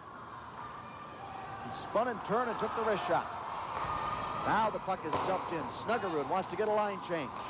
Leaves it there for Steen. Steen plays it. Langer now on defense. He caroms it off the boards. It comes across the line. This is Howe with the puck. Sjogren rides him off the play. Both are taken down to the ice. Mathis now with the puck. He tries to get it up to his winger. With the puck is May. May backhands it over here to his center iceman, Judding. Judding can't control. Still in the zone. Now Schmidt controls. 6.5 minutes to go. Now can't bring it down. Chris May can't bring it around. Oh! Schmidt is mugged. No penalty. Piper. This is an awful lot going. He's done that so far in this third period. Bringing the puck in is Judding. Oh, he goes to the net. Lindgren is down and looks hurt. Well, for the second time in this hockey game, Lindgren, the goaltender for the Vulcans, has been hit heavily as he was playing the puck all the way across there. And the Minneapolis Junior Stars coming very close to winning this hockey game as we're in overtime right now. He went down heavily, but he's back up as he was hit by number 8, Matthias. Here's that big check, Tom. Yeah, you can see the glove come up right there, a little bit of a mug shot. Boy, if there would have been a clothesline there, he'd be hanging by. Well, Schmidt came right back up there as he was hit pretty heavily by Piper. 6:08 to go in this overtime period. Remember, the next goal wins. The Junior Stars in control. Puck comes back. Shot taken. Deflected. Just wide. Oh, the puck. It just squirted across the crease. Hagelin backhands it at the neutral ice area. He's ridden off the play. Down for it. Chases Watucky. Watucky up against the board. He now has the puck. This is Watucky with it. He circles around the net. Now he's taken down to the ice. The Junior Stars had to practically wrap a whole stick around him to get him off the puck, and that results in this puck going down the length of the ice. Now, a couple of players, Sable and Skyme, go at it. The emotions and adrenaline are really riding high. Well, you see what happened there? That puck came down on Lindgren, and it was a pretty innocent puck that came in there. But because he gave up 4 goals in that third period, he's probably thinking, I better hang on to it. I don't want to take any chances and make a mistake here. And that's exactly what he did. And, of course, the emotions of the players are very high right now as they got their sticks and gloves up a little bit. But that's just the difference. You can see how much confidence he had in the first 2 periods. Now what's happened is he's sitting back a little bit thinking, oh, boy, I don't want to make that mistake that's going to cost us hockey game, so I'll just hang on to it. But now what he's done is he's put a face-off into his own zone. Of course, we've seen so often where goals are scored from the face-off. Olsen tries to tee it up. The puck is played. Look out for Snuggerud, who's in deep. And the Vulcans clear. This is Fischler with it. Fischler in on Olsen. Backhand shot. Oh! And Miracle was out to cut down the angle. Junior Stars now, center zone. With the puck is Daggett. He scores! It's all over. Overtime goal. Dan Daggett has ended this hockey game in 4 minutes and 50 seconds of the overtime. Well, that fellow right there was not very happy. He threw his glove and his stick after the goal was scored. But the fact remains that the St. Paul Vulcans, who had a 4-0 lead, gave up 4 goals in the third period, and then Daggett scoring at 4:50 of the sudden death overtime to win this hockey game for the Minneapolis Junior Stars and their coach, Dean Talifas, as they fought back here to take a very impressive victory. Look at that shot, beating the goaltender on the far side. Not really a good goal from that distance, but one that gives them the victory. And it's Scott Mathis, number 8, scoring, not Daggett. Daggett made the pass to make it all possible. It was Mathis who from long range beats Lindgren.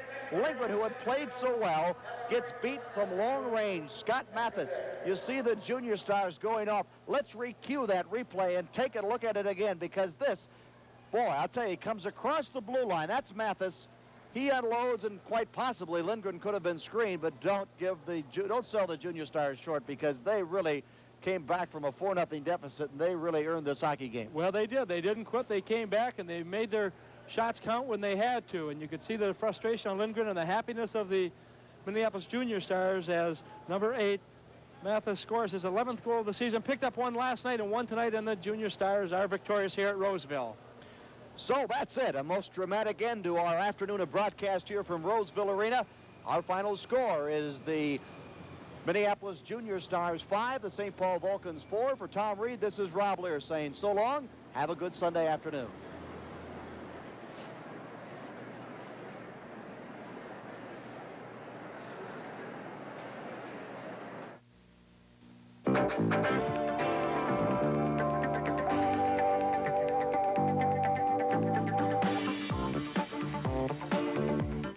from the Roseville Arena, this has been the United States Hockey League.